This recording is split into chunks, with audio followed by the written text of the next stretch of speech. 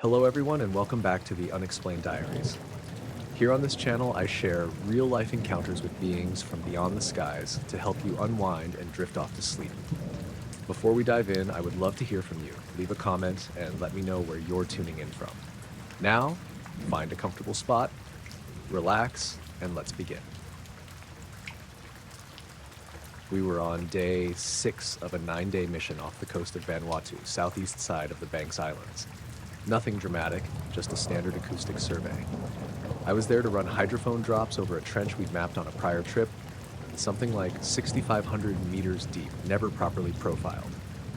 Our vessel Alcyon was a small, retrofitted research ship, barely 50 meters bow to stern, 6-person crew. Just enough room for bunks, a cramped galley, and one workstation with sonar and data feeds.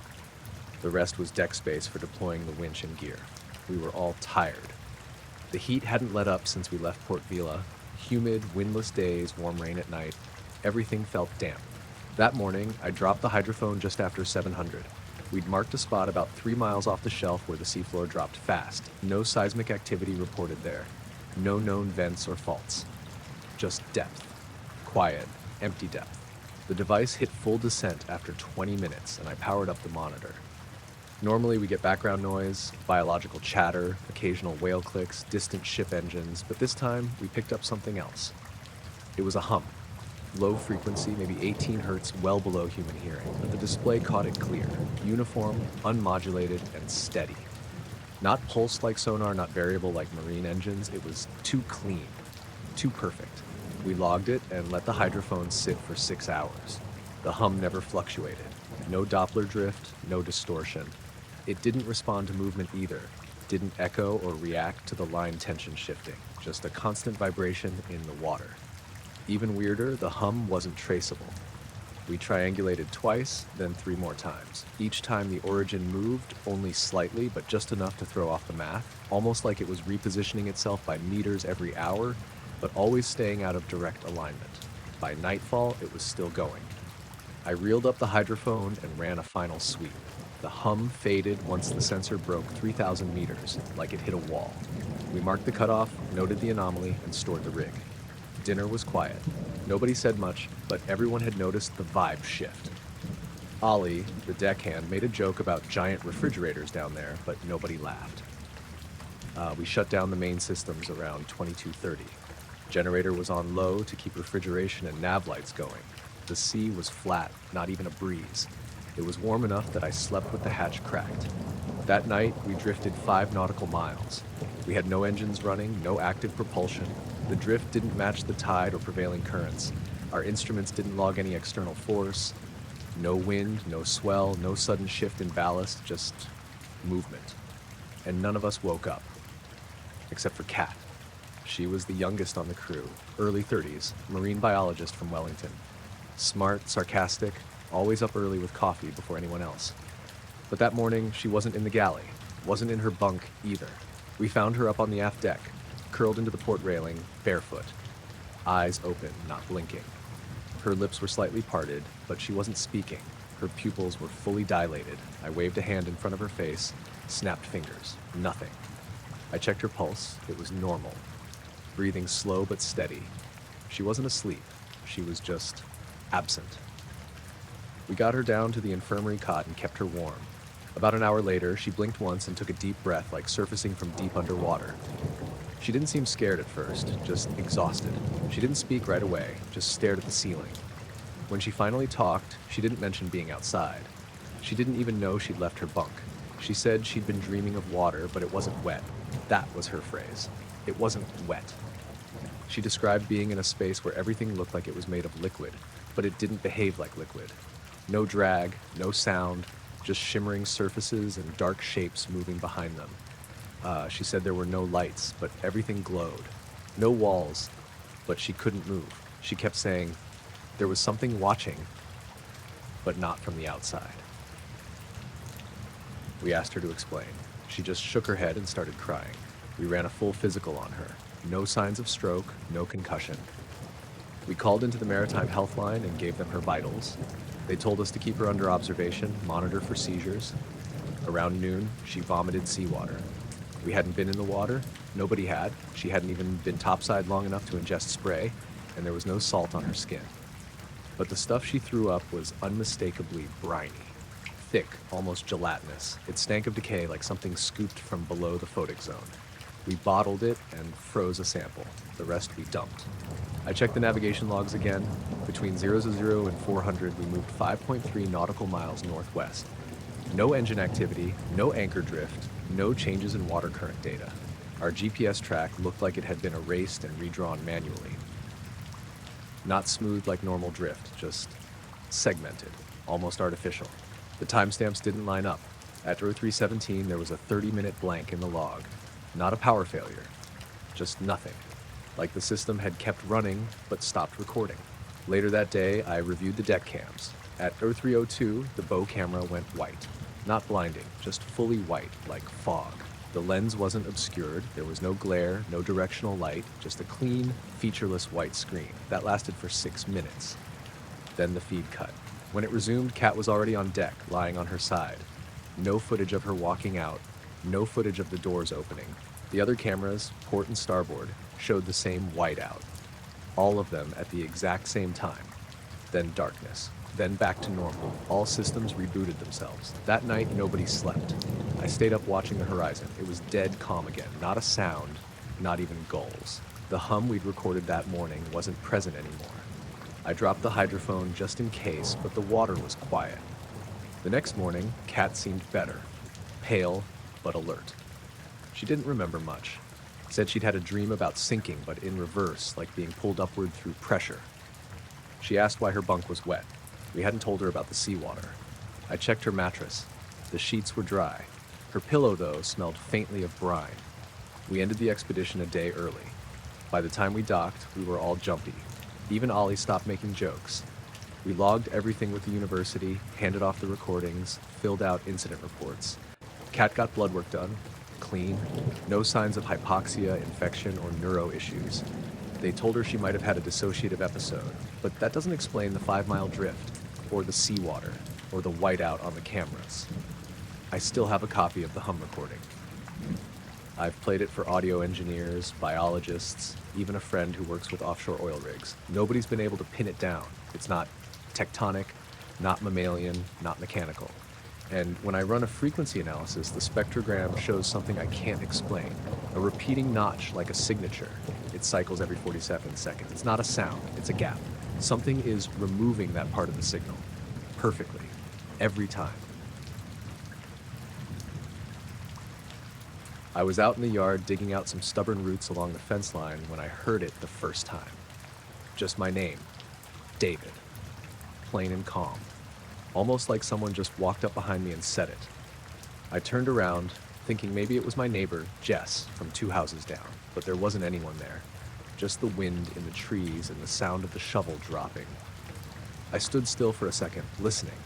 Nothing. I figured I imagined it and went back to work. This was early June, not too hot yet, but humid. We'd just gotten a few days of heavy rain, so everything smelled like wet grass and mud. I'd been putting off yard work for weeks and finally had a free Saturday. I had my phone inside charging, so no music or podcasts, just me and the shovel and the occasional bird overhead. Maybe 20 minutes later, I heard it again. David. Same tone, same distance, but there was no one around. My house backs up to a small wooded area. Not deep enough to call a forest, but enough trees that you can't see through it when the leaves are thick. I walked to the edge and looked around. Nothing moved. No birds now, no wind either. That kind of stillness that feels like everything's holding its breath. I stood there a while staring into the trees. Then I just said, "Hello?" out loud, like an idiot. No response. I went back to work. But after that, I kept glancing over my shoulder every few minutes. That night, I told my wife about it. Katie laughed and said maybe I was dehydrated. I didn't argue. I had skipped lunch. The next day was a Sunday. I was out again trimming back some overgrowth near the shed when I heard it a third time. Same voice, same distance, like someone standing 6 feet behind me, calm and clear. David? I spun around so fast I nearly dropped the hedge clippers. Still no one. This time, though, the dog heard it too. Our black lab Benny was sitting on the deck, and the second I turned around, He stood up and stared in the same direction I was looking, toward the woods. Not barking, not growling, just alert. I walked to the tree line again, scanned the whole area. I didn't go in, but I stood there a long time, waiting. I didn't hear it again. That evening, I set up my old digital voice recorder, one of those little handheld ones from the early 2000s. I used it back in college to record lectures. It still worked. I put in fresh batteries, hit record, and clipped it to one of the deck posts. Katie rolled her eyes when I told her. "So what, now you're ghost hunting?" I told her it wasn't like that. I just wanted to see if it was a neighbor messing with me or something.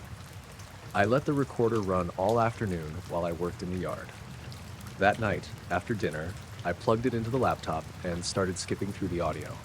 Mostly just wind, birds, a few passing cars. Then, around the 38-minute mark, I heard myself grunt. I think I was pulling weeds near the back corner. A few seconds of silence. Then, David. It was quieter than I remembered hearing it in person, but it was definitely there.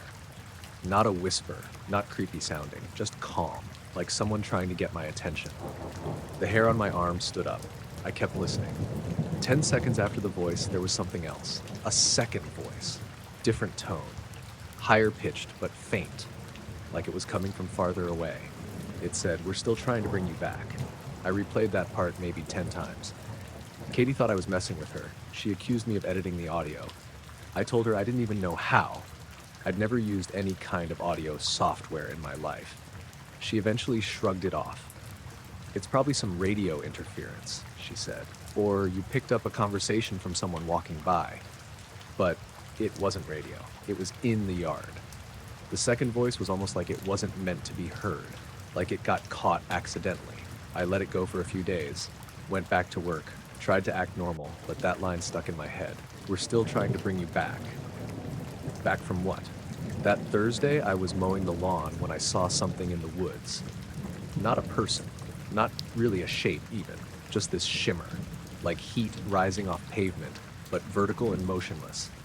It was be 20 feet into the trees. I stopped the mower and stared at it. It didn't move, didn't change shape, just stood there like a ripple in the air. Then Benny started barking, loud, frantic. I turned around to quiet him, and when I looked back, the shimmer was gone. The next morning, Katie found me sleepwalking in the backyard. I'd left the back door open and was standing barefoot on the grass, staring into the trees. She said I was mumbling something, but she couldn't make it out. I don't remember any of it. After that, I moved the voice recorder into the house. I started sleeping with it running on my nightstand, just in case. The second night I did that, I caught something else. Around 3:40 a.m., the audio gets staticky. Not loud, just a little distorted, and there's this short burst of what sounds like electronic beeping. Right after that, there's a voice. Not mine, not Katie's. Just a single word, "waiting." That was it. No more sleepwalking after that, but I started having these really vivid dreams. Or maybe not dreams. I'd wake up feeling disoriented, like I'd been somewhere else. Not scary, exactly. Just off. One morning I found dirt on my feet. Just a light dusting, like I'd been standing barefoot on dry soil. But the floor was clean. No sign of where it came from. I started keeping my shoes next to the bed. Kept the doors locked, windows shut. Didn't help. Twice I woke up with new scratches on my arms. Parallel, thin, like from brambles. But I hadn't been in the woods. I hadn't gone anywhere. Katie didn't notice anything. She thought I was stressing over work. She told me to take a few days off, go fishing or something. I almost did. I packed a bag one Friday, drove halfway to the lake, then turned around. I didn't want to be far from home. That weekend, I set the recorder outside again, just for a few hours. When I listened back, I heard something new. Not a voice, but a sound. A hum. Low, steady, like a transformer buzzing in the distance. Then, clear as anything, we weren't finished. I don't remember recording that. I don't remember anything happening that day. Just a regular Saturday. Katie asked me to stop with the recorder after that, said it was making me paranoid. I agreed, put it in a drawer, and left it there. But sometimes even now I still hear it. Usually when I'm alone, out in the yard or lying awake in bed. Not every night, but often enough. Always the same voice, calm, familiar Dave. I set up the time-lapse on a Tuesday night in mid-September. Skies were clear, no moon, pretty ideal for stargazing. I was out behind my place in Driftwood, Texas, kind of a scrubby hilltop that backs up to some ranch land. There's not a ton of light pollution if you face away from Austin, and I built a little platform out there with a level mount and power for my gear. I'd just gotten a new camera, a ZWO ASI 533, and I wanted to test it on a longer sequence, something like 6 hours. I mounted it on my Skywatcher tracker and pointed it towards Cygnus. I wasn't trying to catch anything in particular, just wanted to see how the noise looked on the sensor over time. Everything was routine. I calibrated the mount, triple-checked polar alignment, locked down the intervalometer to shoot one frame every 15 seconds. Started the sequence at around 8:20 p.m. and left it running through the night. Next morning, I woke up around 6 and went out to bring the gear in. Nothing seemed off. I dumped the images onto my desktop and let them compile into a time-lapse while I made coffee. I wasn't even planning on watching the full thing, just skipping around to check for clouds or motion blur. I started scrubbing through it around 8 a.m., just a standard star field. The Milky Way drifted slowly across the frame, satellites here and there, a couple of faint meteors. But then I noticed something strange. There was a single point of light, bright, steady, not blinking, just above the frame's bottom right corner in the first few minutes. At first, I assumed it was Jupiter or maybe Vega peeking in, but as the frames progressed, that point didn't follow the rest of the sky. Everything else moved left to right, as expected with the Earth's rotation. But this one, it moved the other way. Not fast, really slow. Like, if I hadn't had it sped up 200x, I wouldn't have noticed at all. But frame to frame, it was drifting against the starfield, just a hair at a time. I thought it might be a plane, but it didn't blink. No strobe, no color shift, no tail, and it stayed in frame for almost 40 minutes. That's way too long for a plane, or even a satellite on a weird orbit. I backed up and watched again, slower this time. You could see it make these tiny directional changes, not enough to jump, just a subtle wobble, like it was correcting itself. The path wasn't perfectly smooth. About halfway through the sequence, the object stopped moving entirely, just sat in one spot for maybe 8 minutes. No fade, no blinking, no shift. Then it started drifting again, same speed but at a slightly different angle. I checked the tracking logs from the mount. It was running perfectly. No skips, no errors. If the mount had misaligned or stalled, the whole frame would have shifted. But all the stars stayed solid, which means the tracker was working fine. The rest of the footage was normal. Around 2:10 a.m., the point of light exited the top left of the frame, and that was it. I exported a clip of just that portion around 9 p.m. to 2 a.m. and played it again. This time, I noticed something else. At about 12:34 a.m., the object dimmed for a few seconds. Not flickered, dimmed, like someone turned down a dimmer switch and then brought it back up. The background stars didn't change at all, so it wasn't the atmosphere. I froze the frame where it was dimmest. It wasn't totally dark, still faintly visible, but it had dropped way below everything else in the scene.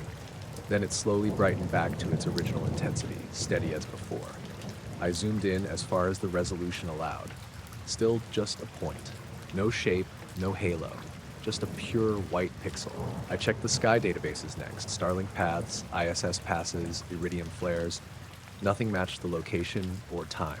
It wasn't in any cataloged flight path or satellite log for that night. Then I went back to my raw images, the individual frames. I found the exact ones where the dimming happened and looked closer. Around that time, something strange happened to the image noise. Every photo in the sequence had a little thermal grain, typical for long exposures. But for exactly 3 frames during that dim period, the background noise changed.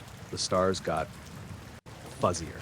Not out of focus, just softer, like the whole scene had been slightly diffused. After those 3 frames, everything snapped back to normal. I thought maybe dew had formed on the lens, but I checked the dew heater logs. Temps were steady, no condensation warnings. Also, the stars were sharp before and after, so it didn't track. I decided to do a screen recording of the whole time-lapse and send it to a friend of mine, Kyle, who does astrophotography out in Arizona. I didn't give him any context, just told him to watch and tell me if he saw anything weird. He called me about 2 hours later and asked, "What the hell is that point of light doing?" So it wasn't just me. We both tried running the footage through different filters, contrast boosts, exposure curves, color isolations. Nothing changed what we were seeing. Still just that white point slowly drifting in the wrong direction, changing course once, dimming briefly, and then exiting frame. We even checked for bugs. Maybe some weird sensor artifact, stuck pixel, something digital, but it changed position, brightness, and path over time. No way it was just a glitch. Out of curiosity, I checked my backup drive. It auto-logs time metadata from the mount and camera. Everything lined up except for one thing. There was a gap in the log between 1:20 and 54 a.m. 46 seconds, just gone. The camera kept shooting through it, and those frames are there, but the control software didn't record any settings or positional data for that window. Like, it just skipped over that period entirely. I hadn't touched anything. I was asleep. I've done maybe 200 overnight sequences out there. That's never happened. I didn't know what else to do with the footage. I didn't want to post it anywhere public. Just kept it on my drive, checked it a few more times over the next week. Every time I came away with the same feeling, like I was looking at something I wasn't supposed to notice. I haven't caught anything like it since, but I still run the camera a few times a month. Just in case. I took the Subaru up to Eagles Pass that night because I needed some air. That, and I just picked up a used Canon 6D from a guy in Glenwood and wanted to test the long exposure settings. I like shooting night skies, stars over ridgelines, that kind of thing. I'm not good enough to sell them, but it's something that calms me down. No traffic, no notifications, just the shutter and the cold. I got up there a little after 9:30. The road past the ranger gate was still open, even though there was a little snow on the shoulders. It was clear that night. Cold, maybe in the 30s, and dry. Moon wasn't out yet, but the sky was full of stars, sharp and bright like they get at elevation. I parked at the Overlook pull-off, the one with the broken coin viewer and the bench nobody ever uses. No one else was up there. I didn't see a single set of headlights for the last 5 miles. I killed the engine, left the hazards on for a second, then turned everything off. Whole mountain went still. I set up the tripod just off the gravel facing northwest where the trees drop off and you can see the next ridge over. I've shot that spot before. It's perfect for catching Orion and Taurus coming up over the slope. The first couple shots went fine. 30-second exposures, ISO bumped up to 3200, wide open. I didn't have a remote trigger, so I was using the timer to avoid shake. I got a few good ones. Nothing fancy, but you could make out the Milky Way stretching just above the pines. I stood there flipping through them on the screen, mostly just checking focus and exposure. Then I tried a 60-second shot, just to test the noise handling. When it finished, the screen came up black. No stars, no silhouette, no error message, just black. I thought maybe I'd bumped the lens cap or the settings, but everything looked fine. I tried again, another black frame. It wasn't the battery, I checked. It was nearly full. I swapped SD cards just in case, but that didn't help either. The next 3 long exposures came out the same way. Total black. No sensor noise, no hot pixels, nothing. I crouched down and wiped the lens, checked the mount, powered the camera off and on again. It seemed to be working normally. Menus, playback, everything. I tried a regular exposure at 1/10 of a second. That came out fine. Trees, stars, everything. But the long exposures kept failing. I stood up and looked around, trying to see if maybe fog had rolled in without me noticing, or if clouds had covered the sky. But it was perfectly clear. I could see my breath, sure, but the air was still and dry. Stars were bright as ever, and quiet. No wind, no bugs, not even distant traffic. That's when I noticed something weird about the tree line. I'd been looking through the camera's screen so much that I hadn't really noticed it at first. But when I looked out again, just with my eyes, the ridge across from me felt off. I couldn't say why. It looked flatter than it should have. Like the top edge of the trees had been drawn with a ruler. Just this perfectly straight horizontal edge, which I knew wasn't normal. That ridge is jagged. I've hiked it. There's dips and tall pines that break the line, but here it looks smooth, almost artificial. I lifted the camera and pointed toward it. One more 60-second shot. While it processed, I tried to listen for anything. Maybe some machine or a low drone hum. Nothing. Just my own breathing and the tiny tick of the shutter closing. The screen blinked on. This time, there was something there. Stars, yes, but also a row of 5 faint lights just above the tree line. Evenly spaced, small and round, almost like distant aircraft lights, but too still, too level. I stared at the screen for a long time. I hadn't seen any lights with my eyes. I looked up again. Nothing. Just the trees and stars. But in the photo, clear as anything, there they were. I zoomed in. The lights didn't look like reflections or sensor flare. They were dim, like maybe from behind a fogged window, and had a warm white hue, not the harsh blue you get from lens artifacts. They were perfectly in line, no sag or rise, as if whatever they were on hadn't shifted at all during the full minute the shutter was open. I took another shot. The lights were gone. I stood there, just holding the camera, not even reviewing the new photo. I was suddenly aware of how alone I was up there. I didn't want to move. My chest felt tight again, like I was holding my breath without meaning to. Then I heard a sound, very soft, like a pressure change. A single low pop, almost like when you crack your ears after altitude gain. But no plane had gone over, no wind had started up, just that faint pressure shift and then silence again. I turned around and looked toward my car. It was maybe 20 feet away, sitting dark and quiet. I took a few slow steps toward it, not running, just needing to be near it. When I got to the door, I opened it, sat down, and shut it behind me. I didn't drive away right then.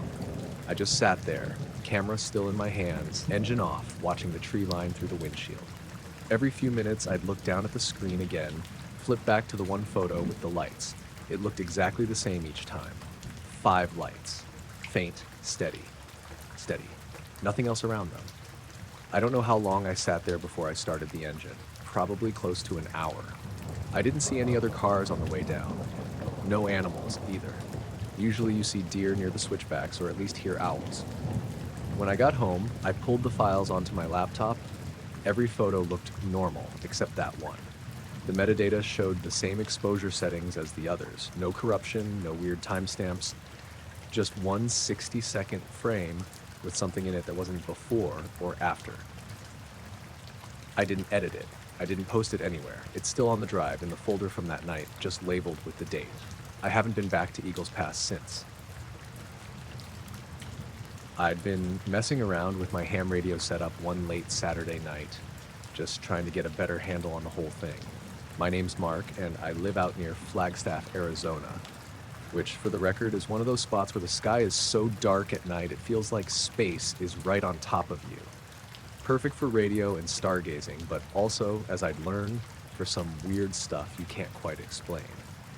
I'd just finished dinner and was sitting at my workbench in the garage. The radio gear is all pretty old school, nothing fancy, mostly stuff I pieced together over the years, antennas I built myself, and a couple of receivers. I'm not a pro by any means, just a guy who likes the quiet and the challenge of picking up signals. I usually listen to weather stations or chat with folks in nearby states, but that night I decided to try scanning some of the higher frequencies, the kind that don't get a lot of traffic. After tuning for maybe an hour, I caught something strange. It wasn't a normal signal like Morse code or any of the standard digital transmissions I'm used to. Instead, it was a rhythmic pulse, steady, almost like a heartbeat, but mechanical and deliberate. Not random static or interference either. It repeated in a pattern that was close to Morse code, but off enough that I couldn't make sense of it. I leaned closer, adjusting the squelch and fine-tuning the receiver. The pulses kept coming, steady and persistent. I grabbed my logbook and started noting the times and signal strength. Something about it felt oddly deliberate, like it was trying to communicate but not in any language I recognized. I decided to figure out where it was coming from. Using the directional antenna I'd built, I began a slow sweep, turning it in small increments and watching the signal strength meter. The pulse got stronger as I turned the antenna toward the southern sky, then southwest, then straight up. That's when I stopped and sat back. The strongest signal wasn't coming from any terrestrial source, it was coming from directly overhead. I repeated the sweep a few times, triple-checking my setup. Same result every time. The pulses were strongest when my antenna pointed straight up, as if the signal was coming from something above the atmosphere. That didn't make sense. I mean, I've heard plenty of stories about signals from space, but nothing that came through on my kind of equipment like this. I even tried changing bands and frequencies, but the pulse was only on one particular frequency, one I hadn't seen used before.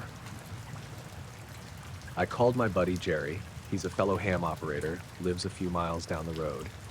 Told him what I was hearing and what I'd found. He was skeptical, said it was probably interference from a satellite or some weather balloon. But neither of us could explain why the pulse was so rhythmic or why it wasn't any familiar code. We agreed to meet the next night with our gear and try to pinpoint it together. That evening, the sky was clear, crisp, with a light wind that made the desert scrub rustle softly. Jerry showed up with his setup, a more powerful receiver and a notebook filled with charts and frequencies. We set up on my back patio, away from the house lights. We tuned in. The pulses were there, as steady as ever. Jerry aimed his antenna upward and the signal peaked. I adjusted mine to the same angle, and we both confirmed it was strongest directly above us. Jerry joked about aliens, but his usual smirk wasn't quite there. There was a weird silence between us, like the night was holding its breath. After a while, I noticed something else. The pulses weren't perfectly consistent. They'd speed up and slow down slightly, like a breathing rhythm.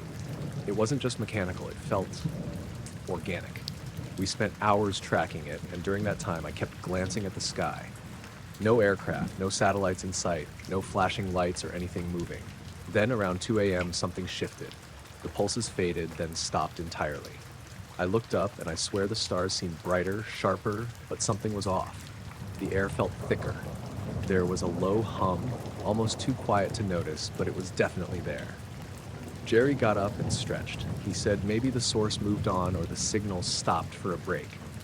I wasn't so sure. As we packed up, I saw a faint glow near the horizon, pale and bluish, hovering low above the distant mountains. It wasn't a plane or a weather balloon. It was too steady and low, like a spotlight from some invisible machine. We didn't say anything about it at first. Jerry just nodded and said maybe it was a power station or a flare. I wasn't convinced. That night I couldn't sleep. The signal, the glow, the hum, it all kept cycling in my head. I kept wondering if I'd heard something not meant for me, or if something was watching us through the radio waves. Over the next few days, I tried listening again. The pulses never came back. The sky was normal. The glow didn't show up again. I checked all the usual sources. Local airports, government stations, space agency updates. Nothing matched what I'd heard or seen. Sometimes when the night is quiet and I'm alone in the garage with my radio gear, I catch myself staring at the antenna pointed at the sky, waiting for the pulse to return. And it hasn't, but I still wonder what was up there that night, making those strange rhythms just for a little while, high above my head, out of reach. I was driving west on Highway 95 about 30 miles south of Tonopah. It was just past midnight. I'd left Ely earlier that evening after a late dinner with my cousin, and I figured I'd stop in Beatty for the night. I wasn't in a rush, just didn't feel like staying over. The road was quiet, no other cars for miles, and the only light came from the dash and my high beams stretching out over the cracked blacktop. I've done that drive more times than I can count. I used to run deliveries out that way, sometimes even slept in the truck if I didn't feel like finding a room. That stretch near the test range is always kind of eerie, even when nothing weird's going on. You can drive for hours without seeing a gas station, and the desert feels empty in a way that's hard to explain. Anyway, I was sipping from a warm bottle of water, half listening to some old AM station fuzzing in and out, when I noticed the lights. 3 of them, almost straight ahead in the sky, maybe 30 degrees up. They were small, bright white points, but clearer than stars. I figured they were aircraft at first, flying in some kind of formation. That wouldn't have been unusual out there with all the military stuff nearby. They moved slowly. Perfect triangle, equidistant. I kept expecting one to blink or bank, or for there to be engine noise, but there was nothing. No sound, and they didn't flash, just solid white. I turned the radio off and cracked the window, trying to hear anything. Wind, jets, rotor blades. But there was nothing except the tires on pavement. The odd thing was how steady they were. Commercial planes usually drift a little or wobble in formation. These didn't. They held the exact spacing for at least 5 minutes while I kept glancing up at them. They weren't following the road exactly. but they were staying roughly parallel. I slowed down a bit, trying to get a better look. At some point, I pulled over onto the shoulder and shut the engine off. Total silence. I stepped out of the truck. The lights were still there, maybe a little lower now. Then, out of nowhere, they split. Each one darted off in a different direction. One shot left, one up, one straight back. They moved so fast I barely tracked it. No curves, just instant movement. They were gone. I stood there, trying to process what I'd just seen. I thought maybe it was some kind of test aircraft, drones maybe, but I've never seen anything move like that, especially not without any sound. It wasn't until I turned back toward the truck that I saw they'd come back. Same 3 lights, same triangle formation, exactly where they'd been before. That part freaked me out more than the scattering. I hadn't seen them return. I was looking right in that part of the sky. No movement. They were just suddenly back. I got in the truck, turned the key, and drove. Didn't floor it or anything. I didn't want to draw attention, but I wanted to put some distance between me and whatever that was. I kept checking the mirrors and glancing up through the windshield, but the lights stayed where they were for a while. Just tracking, it seemed like. Never closing in. Never fading out. Then they blinked off again. Not moved. Just off, like someone flipped a switch. That was the last I saw them. About 10 minutes later, my dash clock reset. Just flickered out, then came back with the wrong time. Something like 4:11 a.m., which didn't match my watch or phone. The odometer had reset too, like I just turned the truck on for the first time. That kind of thing doesn't usually happen while you're driving. I pulled into Beatty around 1:30 and checked into one of those little motels across from the gas station. The guy at the desk gave me a weird look. Said I looked pale. I told him I'd had a long drive. In the room, I sat on the bed for a while with the TV on mute, just trying to go back through it all in my head. I didn't fall asleep until the sky started getting light, and even then, it didn't feel like I really slept. I flipped the last omelet of the morning shift when I heard the tray go clatter behind me. I looked up to see it sliding back onto the counter, perfectly clean, silver sheen intact, as if someone had nudged it into place. The tray was meant for the west wall section, where security staff ate in shifts. It had breakfast burritos, fruit, coffee, all of it untouched. I frowned and called out, "Hey, you changing your mind?" No answer. Normally someone would call back or shuffle in. Nothing. The air smelled faintly metallic, like licking a coin. I shrugged it off as a glitch and moved on to refill the scrambled eggs. Over the next week, it happened 4 more times. Trays returned untouched. The smell always lingered, tinny, cold. Some days it was easy to think I'd misheard the buzzer or misread the order ticket. But then there was the table. I was wiping down the long cafeteria table near the windows, those huge panes that look out over Groom Lake, when I noticed 3 dark patches.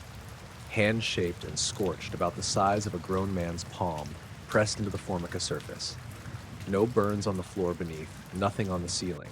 Just the smooth, matte tabletop. My heart thumped. I radioed maintenance. They came, poked around, shrugged. "Must be a chemical spill," they said, testing the surface with some gadget that lit up green. I watched them log it as a cleaning issue. Nobody mentioned the handprints. By evening, a supervisor had them wiped off and repainted over so quickly I couldn't even catch the paint code they used. Something changed after that. My coworkers went quiet. Chef Tony, who always hummed opera while he stirred soup, stopped whistling altogether.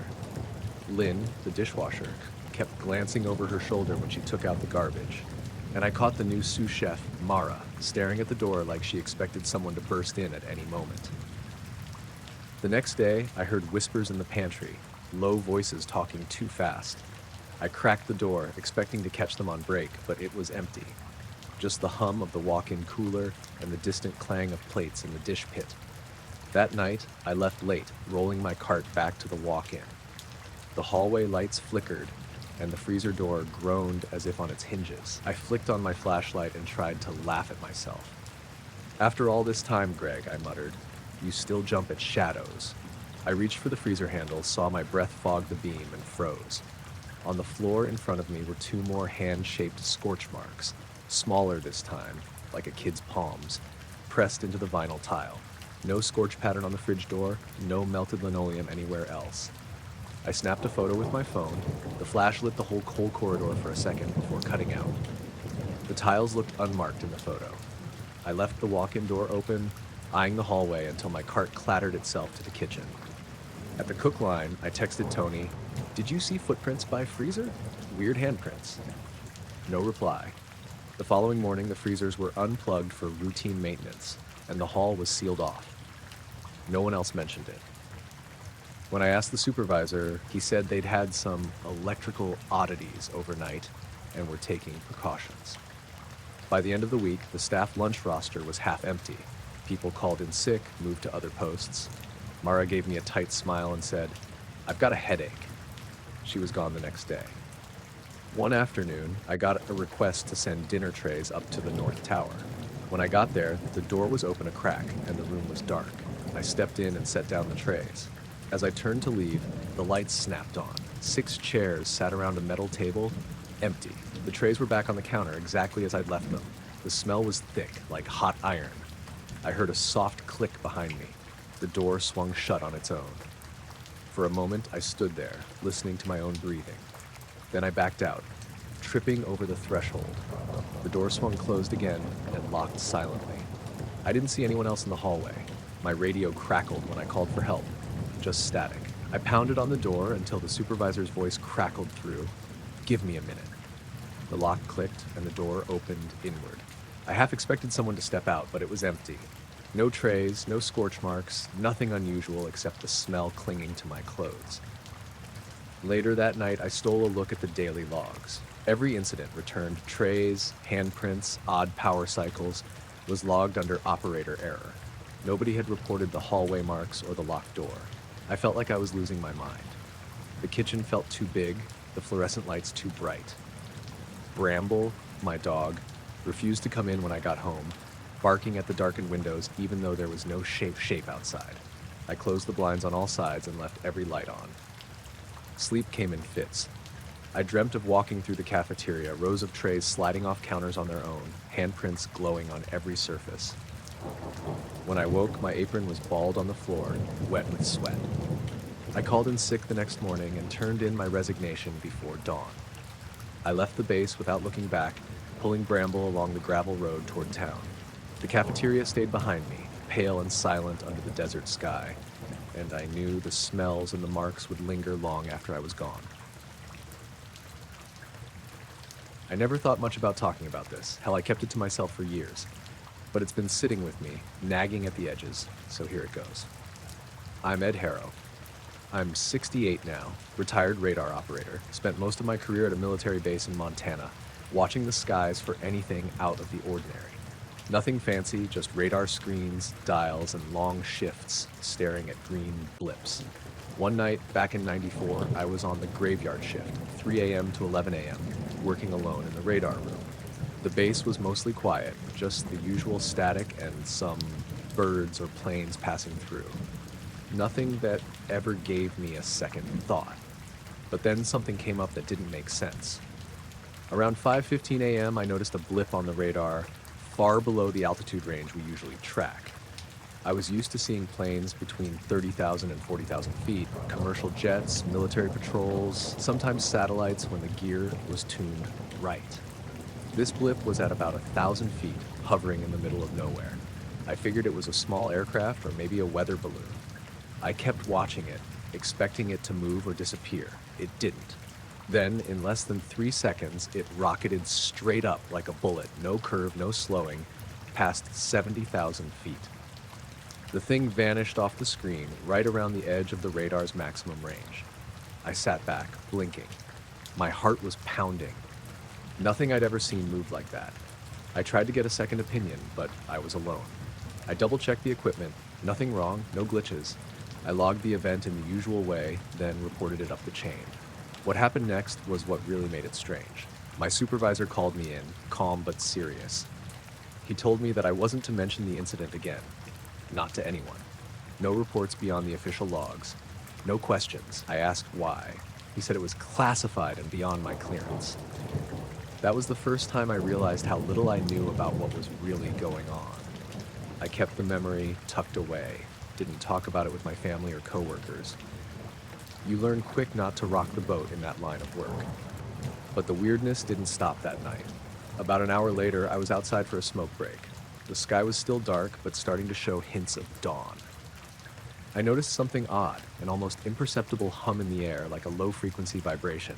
It wasn't from the base or any machines. It felt unnatural. Then I saw a faint glow on the horizon, just above the tree line. It wasn't a star or an aircraft light. It was this pale, steady light, neither blinking nor moving fast. I watched it for a while. It didn't get brighter or dimmer, just stayed there, glowing softly.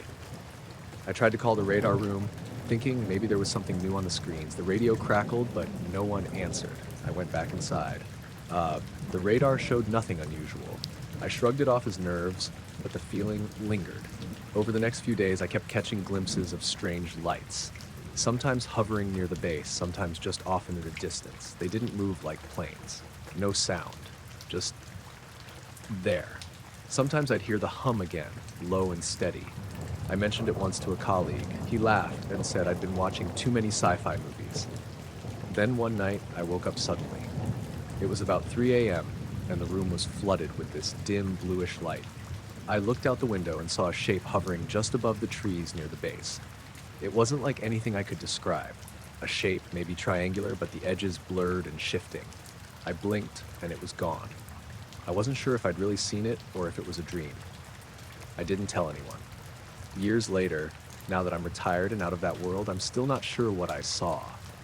The radar blip that shot straight up, the glowing lights, the hum, maybe some kind of new aircraft or secret tech, maybe something else. I've kept it to myself for so long because there was never a good way to explain it, but it's there. I tracked it. I know what I saw, and that's all I have. I live out in the country about 10 miles west of Ashland, Oregon. It's pretty quiet here. Mostly just me, my dog Luna, and the woods stretching out all around the property. I moved here a couple years ago to get away from the city noise, and I like the peace. The house is small, older, with a big porch that faces west, into a line of fir trees and a little clearing where Luna likes to run. The first night I noticed the humming was maybe 3 months after I'd moved in. I'd been up late watching some old movies, and when I finally went to bed, Luna was already curled up at the foot of the bed. Around 2:13 a.m., I woke up suddenly because of this deep, low humming noise. It wasn't like a fan or anything mechanical that I was used to. It was more like a continuous, vibrating drone that felt like it was right outside, but when I looked out the window, there was nothing. I got up, grabbed my coat and flashlight, and stepped onto the porch. The air was cool and still, and the stars were out in full force. No planes or helicopters flying over, no flashing lights anywhere. I shined the flashlight over the clearing, the trees, the driveway. Nothing but the usual shadows and the blackness of the forest. The humming stopped exactly at 2:17 a.m., and when it did, the night was silent again. I figured maybe it was some kind of distant generator or something from a neighbor's property, but I didn't have any neighbors close enough for that. The closest house was about half a mile away through the trees, and none of the other places I knew had anything that made a noise like that. The next night, the same thing happened. 2:13 a.m. on the dot, that low, pulsing hum started. I heard it from inside the house first, the windows rattling a tiny bit. I went outside, but again, nothing visible. It wasn't like a spotlight or anything. Just that vibration in the air. I walked the perimeter of the property with a flashlight, even checked the barn and the sheds, but there was no source. Over the next couple weeks, the humming kept happening every night, same time, same pattern, starting quiet, building up to a steady drone, then fading away 4 minutes later. Luna never barked or seemed spooked, which made me think it wasn't some wild animal or something. One night, after about a week of this, I decided to record the sound with my phone. The audio was strange, almost like the hum had a rhythm to it, pulsing in waves. I played it back the next day, but honestly, it just sounded like a weird, mechanical drone. I sent it to a couple friends who live in town, but no one had heard anything similar. I started noticing other small, odd things too. The night after the humming, Luna would sometimes wake me up around the same time, staring out the window at the trees, stiff and alert. Once or twice, I thought I caught faint flashes of light through the pines, like quick glimmers, though it was probably just a trick of the shadows or distant cars. Still, it made me uneasy. A couple mornings, I found little patches of crushed grass in the clearing, almost like something had landed or pressed down there overnight. No tire marks, no footprints, just these flattened circles. They weren't big, maybe 2 or 3 feet across, and didn't have any other signs around them. I thought maybe a bird or deer had done it, but it looked too precise for that. One night I stayed outside longer, sitting on the porch with Luna. At exactly 2:13, the humming started again, low and deep. I stared out into the clearing and trees, watching for anything unusual. The night felt thicker somehow, like the air was heavier. Then I noticed the wind had stopped completely, which was weird because it had been a little breeze all evening. I kept looking, and about halfway through the hum, I thought I saw a faint glow flicker behind the tallest fir tree at the edge of the clearing. It wasn't a flashlight or any kind of normal light.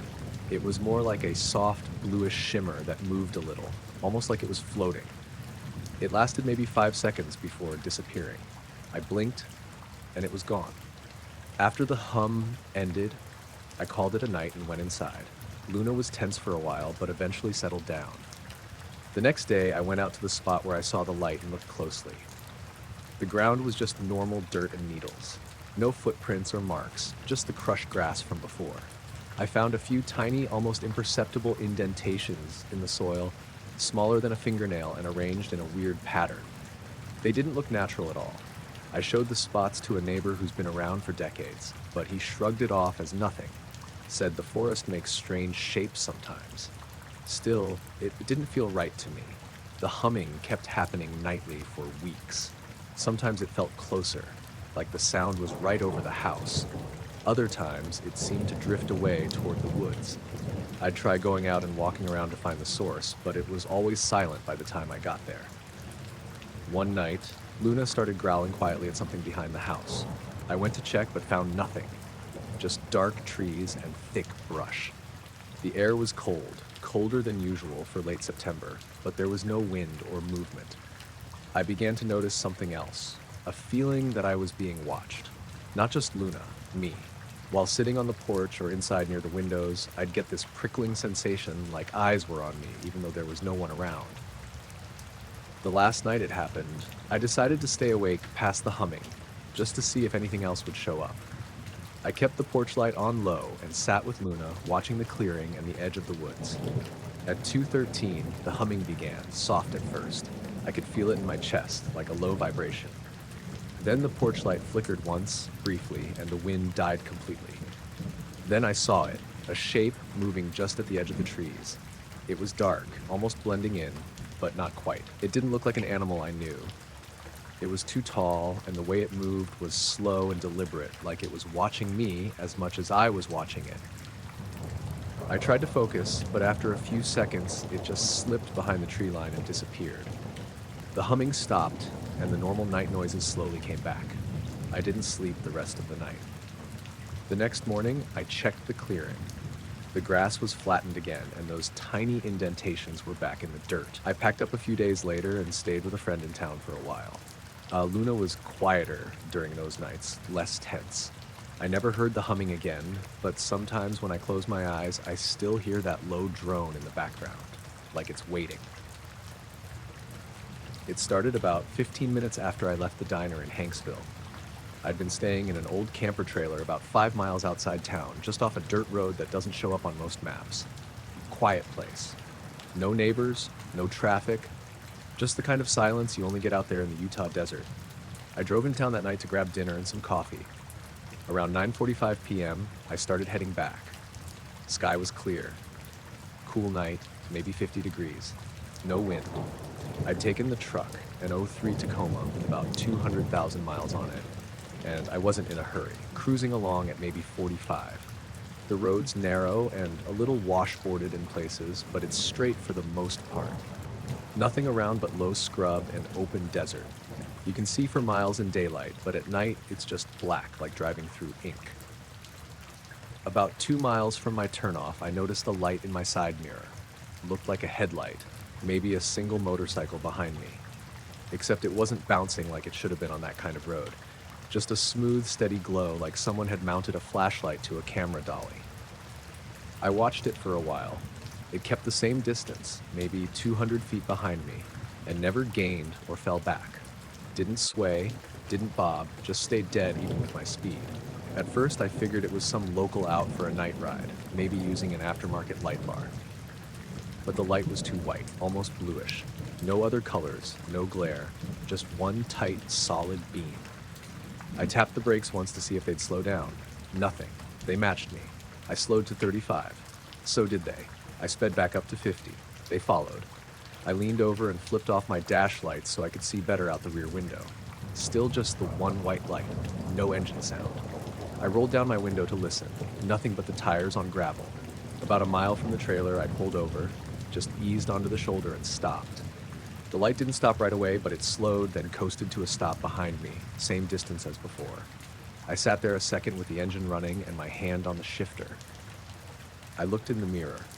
The light didn't move. It didn't flicker. Just sat there, still dead quiet. I opened the door and stepped out. Left the engine running, headlights on, walked around to the back of the truck and stood there, facing it. The light wasn't attached to anything. No bike, no ATV, just the light itself, hovering maybe 6 feet off the ground, perfectly still. It was the size of a grapefruit. No housing, no visible source, just a ball of white-blue light floating in midair. It didn't cast shadows either. My tailgate was lit up, but there were no sharp edges to the light, like it wasn't really illuminating anything, just glowing. I don't scare easy. I did 20 years flying F-18s off carriers, night ops, cat shots in pitch black storms, but this didn't make sense. No noise, no heat, no structure, just there. I raised my hand and waved. It didn't react. Then I reached for my flashlight in the truck bed. Soon as I moved, the light shifted. Not fast, just a gentle drift to the right like it was watching me from a different angle. I froze. It stopped moving. I stepped back. It stayed where it was. I don't know how long I stood there, a minute maybe. Then it started to move again, but not toward me. It began to rise, smooth straight up. No acceleration, just an impossible climb like it was on an elevator. It went up maybe 50 feet, paused, then shot straight upward. Gone. Just like that. No arc, no fade, just a vertical streak and nothing. No sound.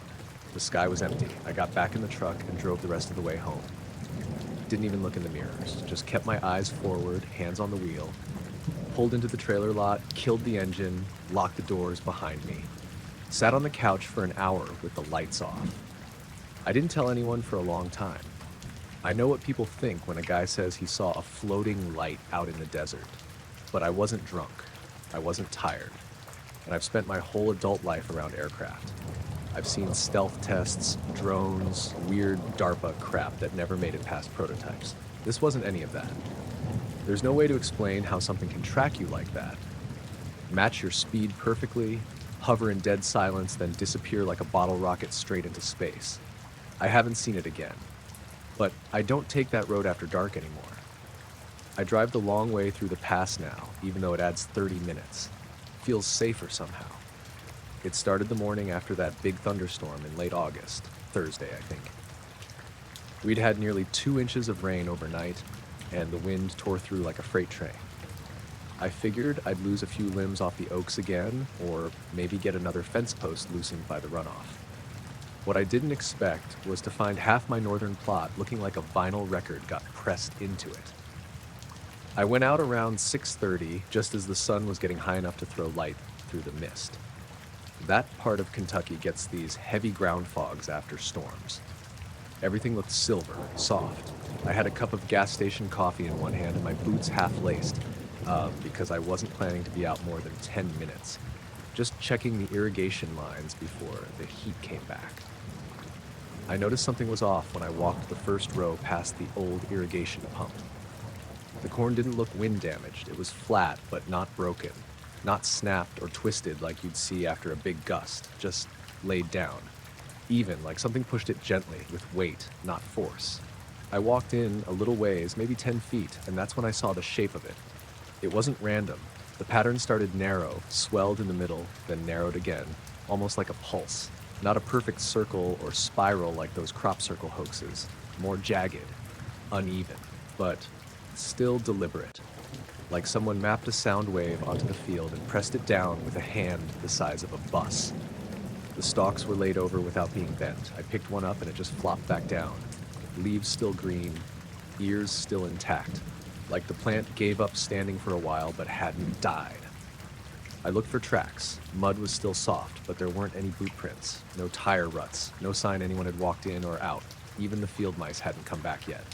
I thought maybe hail had done it somehow, or the downdraft from a lightning strike, but there was no scorch, no debris, just this weird, quiet swath of perfect pressure, 50 feet long, maybe 15 wide. I walked the whole thing. The deeper I went, the more unsettled I felt. There was a kind of silence there I couldn't explain, deeper than normal. Like the sound of the wind in the rest of the corn didn't reach that patch. My own footsteps sounded muffled. I backed out and went to get the dog. Maple's a mutt, some border collie in her, maybe lab too. Smart, loyal, loud when she needs to be. I figured she'd sniff it out, maybe clue me into what kind of animal could have bedded down there. She wouldn't go in. Stood at the edge of the flattened section and whined. Tail down, ears pinned, just pacing. I gave her space. Tried again 10 minutes later. Same thing. She actually barked at it once, just one sharp bark, then turned around and trotted back toward the house. That's when I started to feel it, a kind of pressure in my ears, like when you're climbing too fast. Subtle, but there. I stood still and just listened. There was a hum, real faint, not from machinery or bugs, lower than that. Almost like the inside of your own head when everything's quiet. But it was external, I'm sure of that. I backed off again, sat on the porch for a bit and tried to rationalize it. Maybe the rain had shifted something underground, pipes, drainage tile, I don't know. Maybe it was an echo from one of the military flights they run out of Fort Campbell, although I hadn't heard any jets go over. I didn't go back in until the next morning. That second day, the air felt normal again, but the shape was still there. Same stalks laid flat, no footprints. The edges were sharp, no gradual tapering, just standing corn, then downed corn like it had been sliced. I brought a moisture reader out. The flattened area was drier than the rest of the field, which didn't make sense after a storm. Like it had been shielded or pressed dry. No scorch marks, no burns, no animal waste. Just that same sound wave shape, still too clean to be weathered. On the third day, I marked the edges with little garden flags, figuring maybe I could come back and measure it more carefully. That afternoon, the flags were gone. Not knocked over, gone. The wire sticks weren't even in the ground anymore. I thought maybe Maple had chewed them, but she wasn't even going near that plot. Wouldn't go past the barn. The weirdest part was that the corn started to stand back up by itself, but only in the center of the shape. The outer part stayed flat. Over the next couple days, the middle rose like something had pushed it down, then let go. By Monday, it was almost gone. You wouldn't notice unless you were looking for it. I didn't report it. Who do you call for something like that? The sheriff? They'd just blame the storm. And maybe they'd be right. But I've seen storm damage. This wasn't it. I've worked that land since I was 22. I know what deer do. I know how raccoons flatten paths, how coyotes dig. I've had neighbors' kids sneak onto the property and mess with stuff. This wasn't that. Whatever it was, didn't leave trash. Didn't break anything. Didn't take anything. It just made a shape, pressed it into the earth like a fingerprint, and then vanished. I was out in my backyard around midnight, setting up my camera to take some shots of the moon. I'd been studying astronomy for a while and liked to practice with my own gear whenever I could. That night, the moon was nearly full, hanging low and bright in a clear sky. I wanted to get some close-up shots of the craters and the shadows across the surface. I'd set up the tripod and attached my DSLR with the telephoto lens. I live on the edge of a small town, so the light pollution isn't great, but the moon's bright enough, it doesn't really matter. I was pretty focused on adjusting the settings, making sure the exposure was right, and waiting for the moon to clear a thin haze that was drifting through. After a few test shots, I switched to continuous shooting mode. My plan was to get a bunch of photos in a row and pick the best one later. I didn't expect anything unusual, just some good pictures to work with. I remember it was really quiet, just the occasional rustle of leaves in a light breeze. I kept an eye on the moon through the camera's LCD, waiting for that perfect moment where the shadows gave the best contrast. Then, out of nowhere, I noticed something moving across the moon's surface in the live view. It was a dark shape, like a shadow, but it wasn't just a spot or a mark. It was definitely something moving. I stopped and zoomed in with the camera's controls to try to get a better look. The shape was big, too big for a bird or an airplane. I thought maybe it was a satellite or some kind of debris, but it moved strangely. The silhouette was smooth, almost oval-shaped, and glided slowly across the bright surface. I kept taking pictures, trying to catch the whole movement. It crossed the moon from one edge to the other in less than a minute, and then it disappeared behind the other side. At first, I thought maybe it was some kind of optical glitch or a smudge on the lens or sensor, so I checked the lens carefully and wiped it down. But when I looked at the photos on my camera screen, the shape was there in every shot, moving in sequence. I downloaded the photos to my computer and zoomed in even more. The shape was definitely consistent, not a blur or artifact. The edges were smooth but distinct. I couldn't find any planes or birds that would show up like that against the moon, especially since the shape was so large.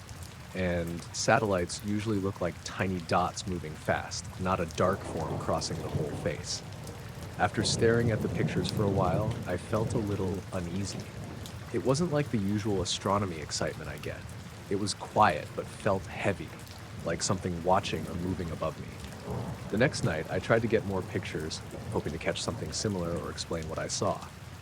The sky was clear again, same setup, but nothing happened. No shadows, no shapes, just the moon, quiet and still. In the days that followed, I kept thinking about the shape. I showed the photos to a few friends who study astronomy too. They suggested things like clouds passing in front of the moon or camera glitches, but none of it fit what I saw in the images. I started paying attention to the night sky more.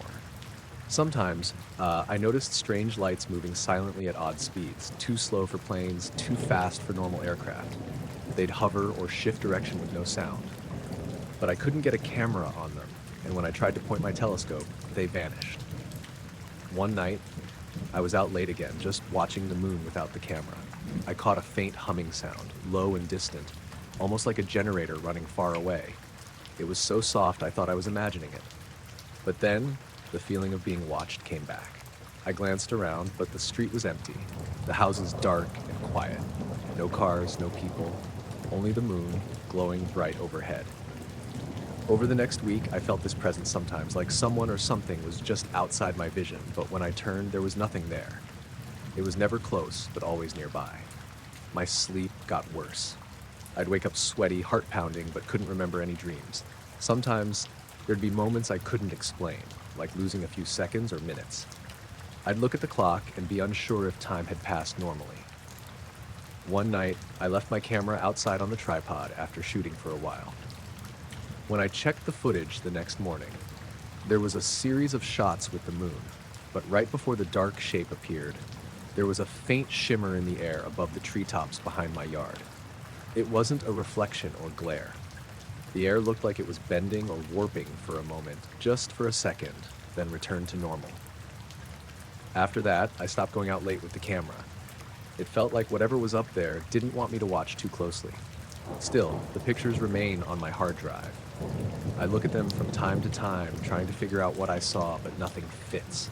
Just a dark shape moving slowly across the moon, bigger and stranger than anything it should be. And sometimes, when I look up at the night sky now, I wonder if it's still there, watching from somewhere I can't quite see. We were all packed into Jake's backyard just after midnight, sprawled across lawn chairs and blankets, eyes turned skyward. It was the Perseid meteor shower, and he'd invited a small group over, me, Sarah, Luis, and his girlfriend, Maya. Jake's backyard was one of those weirdly perfect little spots nestled in a quiet suburb of Flagstaff, Arizona, surrounded by tall pines that blocked most of the streetlights. It felt like you could see the whole universe if you just stared hard enough. The night was clear but cold, a dry chill that settled into your bones. We'd brought a thermos of coffee and a couple of beers, but mostly we just sat there in near silence, waiting for something to streak across the sky. The air smelled like pine and dust, And Rufus, Jake's border collie mix, was dozing, curled up near the fire pit, his ears twitching every now and then. The meteors started coming in small bursts, shooting thin white lines across the sky. I kept catching myself holding my breath whenever one passed overhead. Sarah was lying back on the grass, pointing out constellations like she knew what she was talking about. Luis was trying to get some photos with his phone, but kept complaining the camera wasn't fast enough. Maya was quiet, just watching, her eyes reflecting the faint glow of the embers. Then it happened. Out of nowhere, this one meteor, bright, orange, bigger than the rest, appeared near the southwest horizon. It was moving fast, like a firecracker shot into the sky, except it didn't keep falling. Midway through its path, it just stopped. Hanging there, motionless, no fading, no trail, just a bright orange ball hanging against the dark sky. We all froze. I swear, even Rufus lifted his head. For a few seconds, maybe 5, it just stayed in one spot. No flicker, no dimming, just a steady glow. Then, suddenly it shot straight up, like it was reversing or taking off. It accelerated insanely fast, disappearing into the black. Nobody said a word for what felt like a minute. Then Luis laughed nervously, like trying to break a weird spell. "Did you guys just see that?" Jake nodded slowly, eyes wide. "Yeah, that wasn't normal." Sarah looked unsettled, sitting up. "It wasn't a meteor, right? Meteors don't just stop like that." Maya shook her head. "No way." I was trying to make sense of it too, but couldn't. It wasn't like anything I'd read about shooting stars or meteors. The rest of the shower went on like usual. More streaks, some faint ones, some bright, but none like that. No other lights stopped in midair or shot straight up. After maybe an hour, we started packing up, still talking in low voices about what we'd seen. Rufus stayed close to Jake's feet the whole time, acting jumpy like he was sensing something. The next morning, I woke up with a weird feeling in my chest, like something had shifted. I checked my phone for news, but found nothing about unusual meteor activity or anything strange in the area. I texted Jake, and he said he was still thinking about it too. He mentioned that Rufus wouldn't go near the backyard when the sun came up, pacing and growling at the edge of the trees.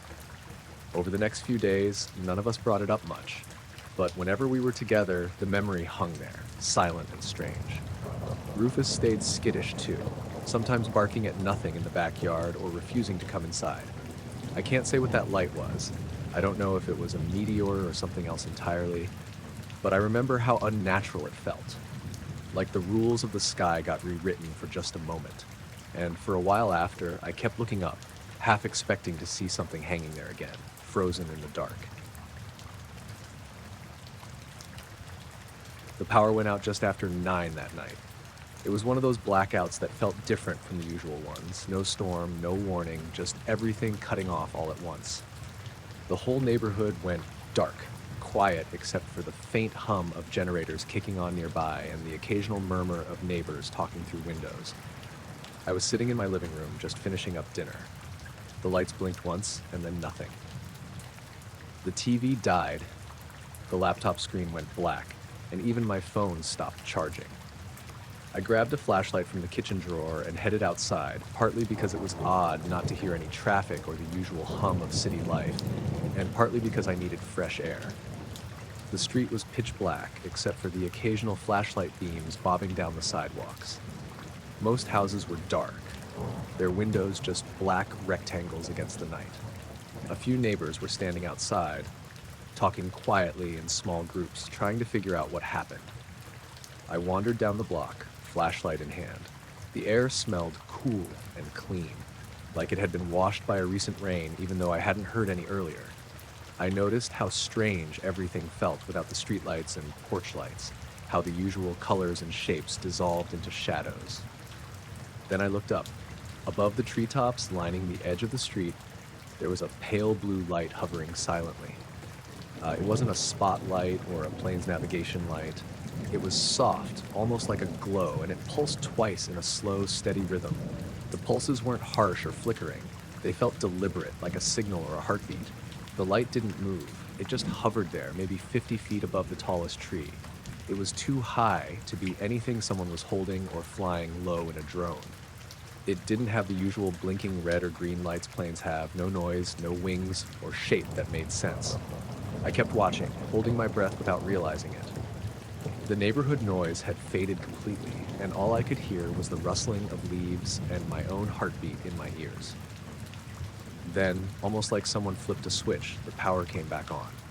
Streetlights buzzed alive, windows lit up, and the hum of electricity returned to everything.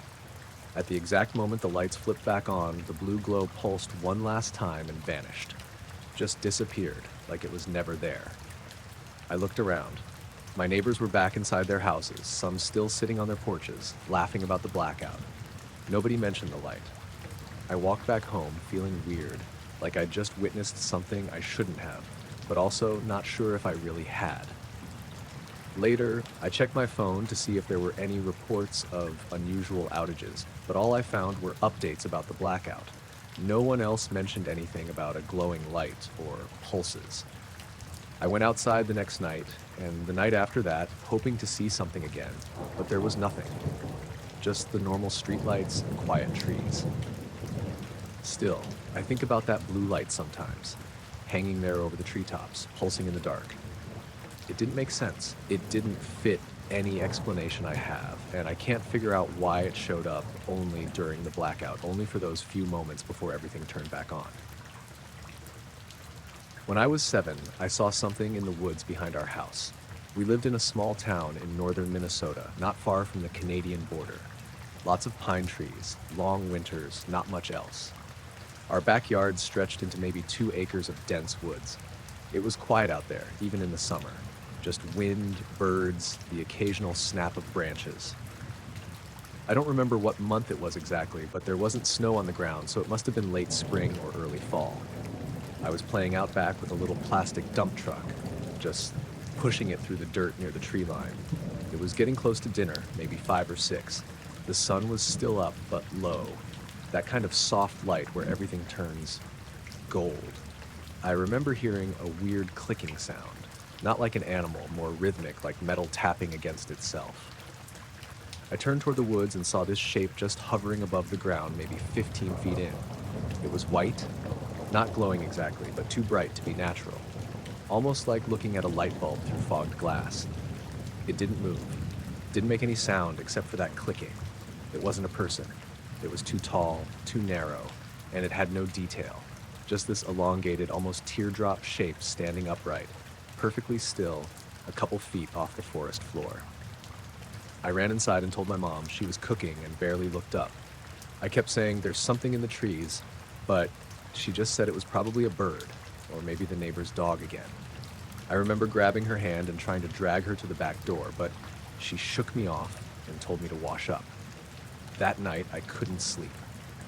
Every time I closed my eyes, I pictured that white shape floating there, silent. I ended up turning my desk lamp on and sleeping with the covers pulled over my head. For weeks after that, I wouldn't go near the woods. Eventually, I stopped thinking about it. Life kept going. I grew up, moved out, bounced around from Duluth to Fargo, then eventually down to the cities. My parents stayed in that same house. Even after Dad passed, Mom kept it up on her own until she had a fall last year and had to move into assisted living.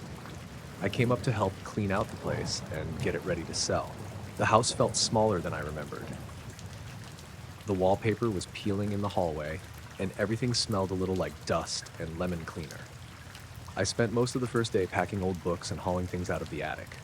It was cold, mid-October, and raining just enough to make everything feel soggy. That misty kind of rain that doesn't fall straight down but swirls around like smoke.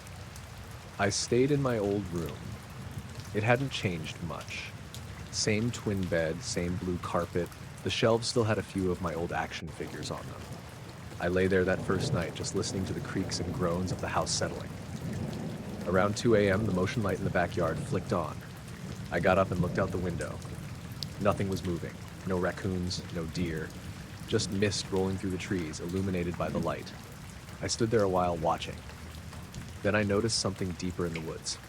Not moving, but visible through the gaps between trees. It was a shape. Tall. Pale. At first, I thought it was a patch of fog catching the light at a weird angle. But it wasn't shifting or blowing around. It just hovered, vertical and still. I leaned closer to the glass, squinting. It was in the exact same spot I'd seen the thing as a kid. I didn't sleep after that. Just sat in bed with the light on, trying to convince myself it was a stump or maybe reflection from something in the yard. But when the sun came up and I looked again, there was nothing there. No stump, no sign of anything at all. That day I drove into town for more boxes.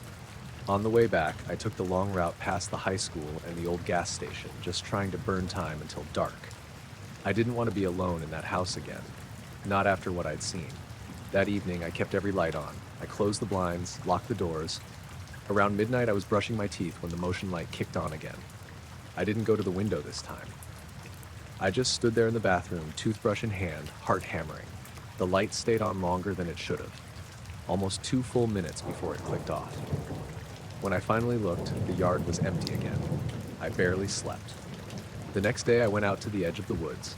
It was colder, but clear. No mist. I stepped between the trees, just a few feet in. The forest floor was soft, with pine needles. It was quiet. I walked to where I thought the thing had been. 15 feet or so from the house. I didn't see anything out of the ordinary, but the air felt weird. Charged, almost, like right before a thunderstorm. The little hairs on my arms stood up. There were no prints, no marks on the ground, but the trees nearby had these faint scorch lines, thin black streaks about shoulder height, running perfectly horizontal. Not like lightning. Too uniform. I went back inside and didn't leave again that day. That night, I slept on the couch with the TV on low. At 3:11 a.m., the screen went black for a split second, then came back on. No sound. I sat up. The house was completely silent. No wind, no fridge hum, just nothing. Then the back door creaked. I thought maybe I hadn't locked it. I stood up and moved toward the kitchen.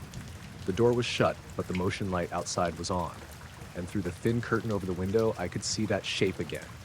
Bright, featureless, just beyond the porch. I didn't move. I didn't even breathe. It hovered there, completely still. No sound, no movement. Just light. Not shining from it. It was the light. Like it didn't cast shadows, it erased them. I don't know how long I stood there. My legs went numb. Eventually, the light clicked off. I pulled back the curtain. The yard was empty. The next morning, I packed up everything I could and drove back to the cities. I told myself I'd come back later to finish, or maybe hire someone local to do it. I haven't been back. The house is still there, unsold. The real estate agent says it's been hard to show. People say it feels off. I don't tell them why.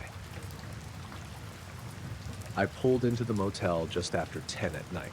I'd been driving west all day, cutting across Kansas, and I was too tired to push any farther. The place was called Prairie View Lodge, though there wasn't much of a view, just a gravel lot, a row of rooms with faded numbers, and a buzzing neon sign that flickered vacancy in uneven bursts. The lot looked packed.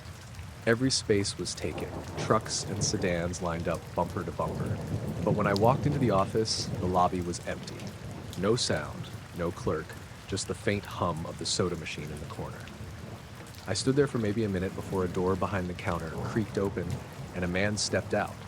He looked normal enough, maybe mid-50s, gray hair, plaid shirt tucked into jeans. He didn't say much, just asked how many nights, slid me a key and pointed toward room 12.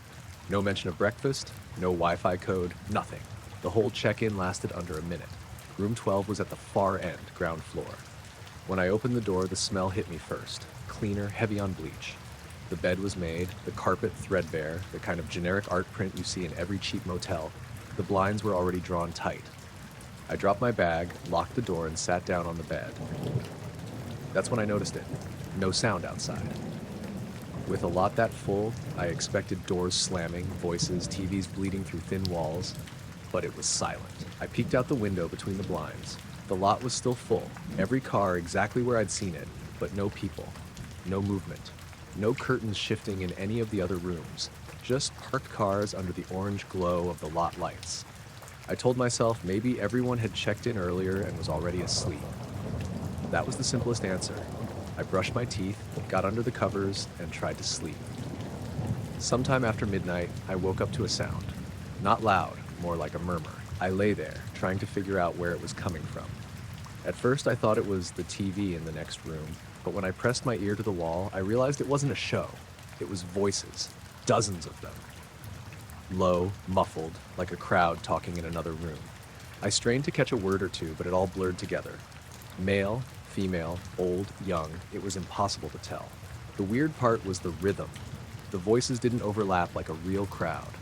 They rose and fell together, almost timed. I knocked lightly on the wall, half expecting whoever it was to quiet down. The voices didn't falter. They just kept going, perfectly steady. That's when I caught it. My own name. Not once, not twice, over and over. My name threaded through the murmur, repeated in the same tone at the same pace. I froze. I hadn't told anyone my name except the guy at the desk. There was no reason the people in the next room should know it. I whispered, "Hello?" Before I could stop myself, the voices stopped, dead silent. I backed away from the wall and sat on the edge of the bed, staring at the door. I thought about leaving right then, but my car was parked around the side, and I'd have to step out into that silent lot to get to it. After maybe 10 minutes of silence, I convinced myself I'd imagined it. Maybe I'd dreamed half of it. I lay back down and pulled the blanket tight. Then, around 3 a.m., it started again. Louder this time. The same chorus of voices muffled through the walls, all saying my name. Not shouting, not whispering, just speaking in unison, steady and calm. I sat up, heart pounding. It wasn't coming from one side anymore, it was both walls, left and right. I covered my ears with my hands. Even then, I could feel it in my chest. The cadence was exact, like a recording played back on loop. I grabbed my phone to call someone, anyone. No signal, not a single bar. The screen brightness dimmed on its own, flickering before going black. When I tried to power it back on, it wouldn't respond. The voices grew sharper, not angry, not frantic, just clearer, like they'd moved closer to the walls. I thought I heard them from above too, pressed down through the ceiling. Then the lights in the room flickered. Once, twice, then out. I sat in total darkness. The voices didn't stop. They filled every corner, the exact same word, my name, over and over. I don't know how long I sat there. Time felt stretched, wrong. My head pounded and the air felt heavy, almost charged, like the moment before lightning hits. At some point, I blacked out. When I came to, the room was bright with daylight. The TV was on, playing some local morning news. My phone was back on the nightstand, fully charged, even though I hadn't plugged it in. I opened the blinds. The lot was nearly empty. Just 3 cars left, scattered. Not the dozen or more I'd seen the night before. I packed my bag fast. When I stepped outside, the air was still, no breeze at all. The office door was locked, blinds pulled, no one inside. I didn't bother checking out. I threw my stuff in the car and drove straight out of that lot without looking back. That was last year. I still have the motel key tucked in a drawer. Room 12. The plastic tag is cracked down the middle, like it had been bent in half. I don't remember doing that. I was walking back from the barn after putting the lights out, probably close to 11 p.m. The air was cool, and the grass was wet, not from rain, just one of those heavy dew nights. No wind, barely a sound except the bugs and the distant hum of the grain dryers. As I came up toward the house, I noticed something strange in the sky. It wasn't bright. In fact, I almost didn't see it at all, just 3 faint points of light moving together. If I hadn't looked up at just the right angle, I would have missed it. They formed a triangle, not sharp or glowing, just there, dim like stars through thin fog, but in a perfect shape and completely silent. It passed over slow, not like a plane, more like a slow glide. It didn't wobble or change direction, just moved in a straight line from west to east, steady and smooth. I stood still in the grass for a long time, like just watching it drift across until it disappeared behind the trees. No noise, no flashing lights, no trail, just those 3 points, and then they were gone. I didn't think much of it right then. I've seen weird stuff in the sky before. Satellites, weird cloud reflections, even military planes doing exercises at night. I figured maybe it was something like that. I went inside, made some tea, sat up for a while with the dog, and went to bed. Next morning, I got up around 5:30, same as always. Took my coffee out onto the porch before starting chores. Everything looked normal at first. Fog hanging low over the backfield, sun just starting to come up. But I noticed the cows weren't in the usual spot near the north fence. Normally they cluster around the hay ring in the mornings. Instead, they were all standing near the far south end of the pasture, the edge that backs up to the woods. At first, I thought maybe something spooked them, a coyote or maybe just a weird noise. But as I got closer, I realized they weren't milling around or grazing. They were just standing still, all of them, lined up along the fence, shoulder to shoulder, facing the same direction. Not a sound from any of them, not even chewing. I stopped at the gate and watched for a few minutes. That's when I noticed they were all looking in the exact same direction. Not toward me, not toward the barn, but off into the woods, southeast corner where the trees get thick fast. Not a single one turned their head or shifted their stance. I walked down the fence line, trying not to startle them. They didn't react, didn't even flick their ears like they usually do when I get close. I clapped once and a couple blinked, but none of them moved. It was like they were waiting for something. I didn't go into the field right away. I just stood there, feeling wrong, like I was intruding on something. Eventually, I backed off and went to get the ATV. Figured I'd drive the perimeter and check for signs of anything that might have spooked them. Maybe broken fence posts or tracks. The grass was undisturbed. No prints, no drag marks, no damage to the fence. I circled around the whole pasture and didn't find anything out of place, but the cows stayed put. All day. I went out again at lunch and then around dusk. They'd shifted positions slightly by then, but most of them were still near the same spot, still oddly quiet. A few were grazing again, but the rest just stood there. Same direction, same weird stillness. That night, I sat out on the porch and kept watch. I didn't go to bed. I left the barn lights off and the house lights low. Around 2:15 in the morning, the dog started growling at the back door. Low, steady sound. Not barking, just watching the field through the screen door and growling. I stepped outside and looked up. I didn't see anything at first. The stars were out, clear sky, no clouds. Then I spotted it again. Same 3 faint points in the same triangle shape. This time, it was moving north to south, slower than before, maybe even lower. No noise, no trail. I watched it pass until it was gone again. The cows stayed near the same area for the next 2 days. Wouldn't come up to the barn, wouldn't eat much either. I tried to herd them up, but they scattered quick and circled back to the same patch near the trees. On the 3rd morning, I found one of the calves standing in the center of the field alone, not injured, just staring off toward the woods. Same direction as the others had been, like it had been left behind or wandered out late. It wouldn't move for almost an hour, even when I walked right up to it. Eventually, things went back to normal. They started grazing all over again, came up to the barn for feed, acted like usual. But that southeast corner, they don't go near it anymore. Not even close. And I've stopped going out after dark. I grew up in Rachel, Nevada. Yeah, that little dot on the map that everyone associates with Area 51. I never thought much about the whole alien stuff until it started happening right outside our back door. I lived there with my wife, Jenny, our kid Sam, and our dog Nellie, a German Shepherd mix who was usually calm but had this sixth sense about things. It was late spring, just after sunset. The desert was cool for once, the wind barely stirring the sagebrush.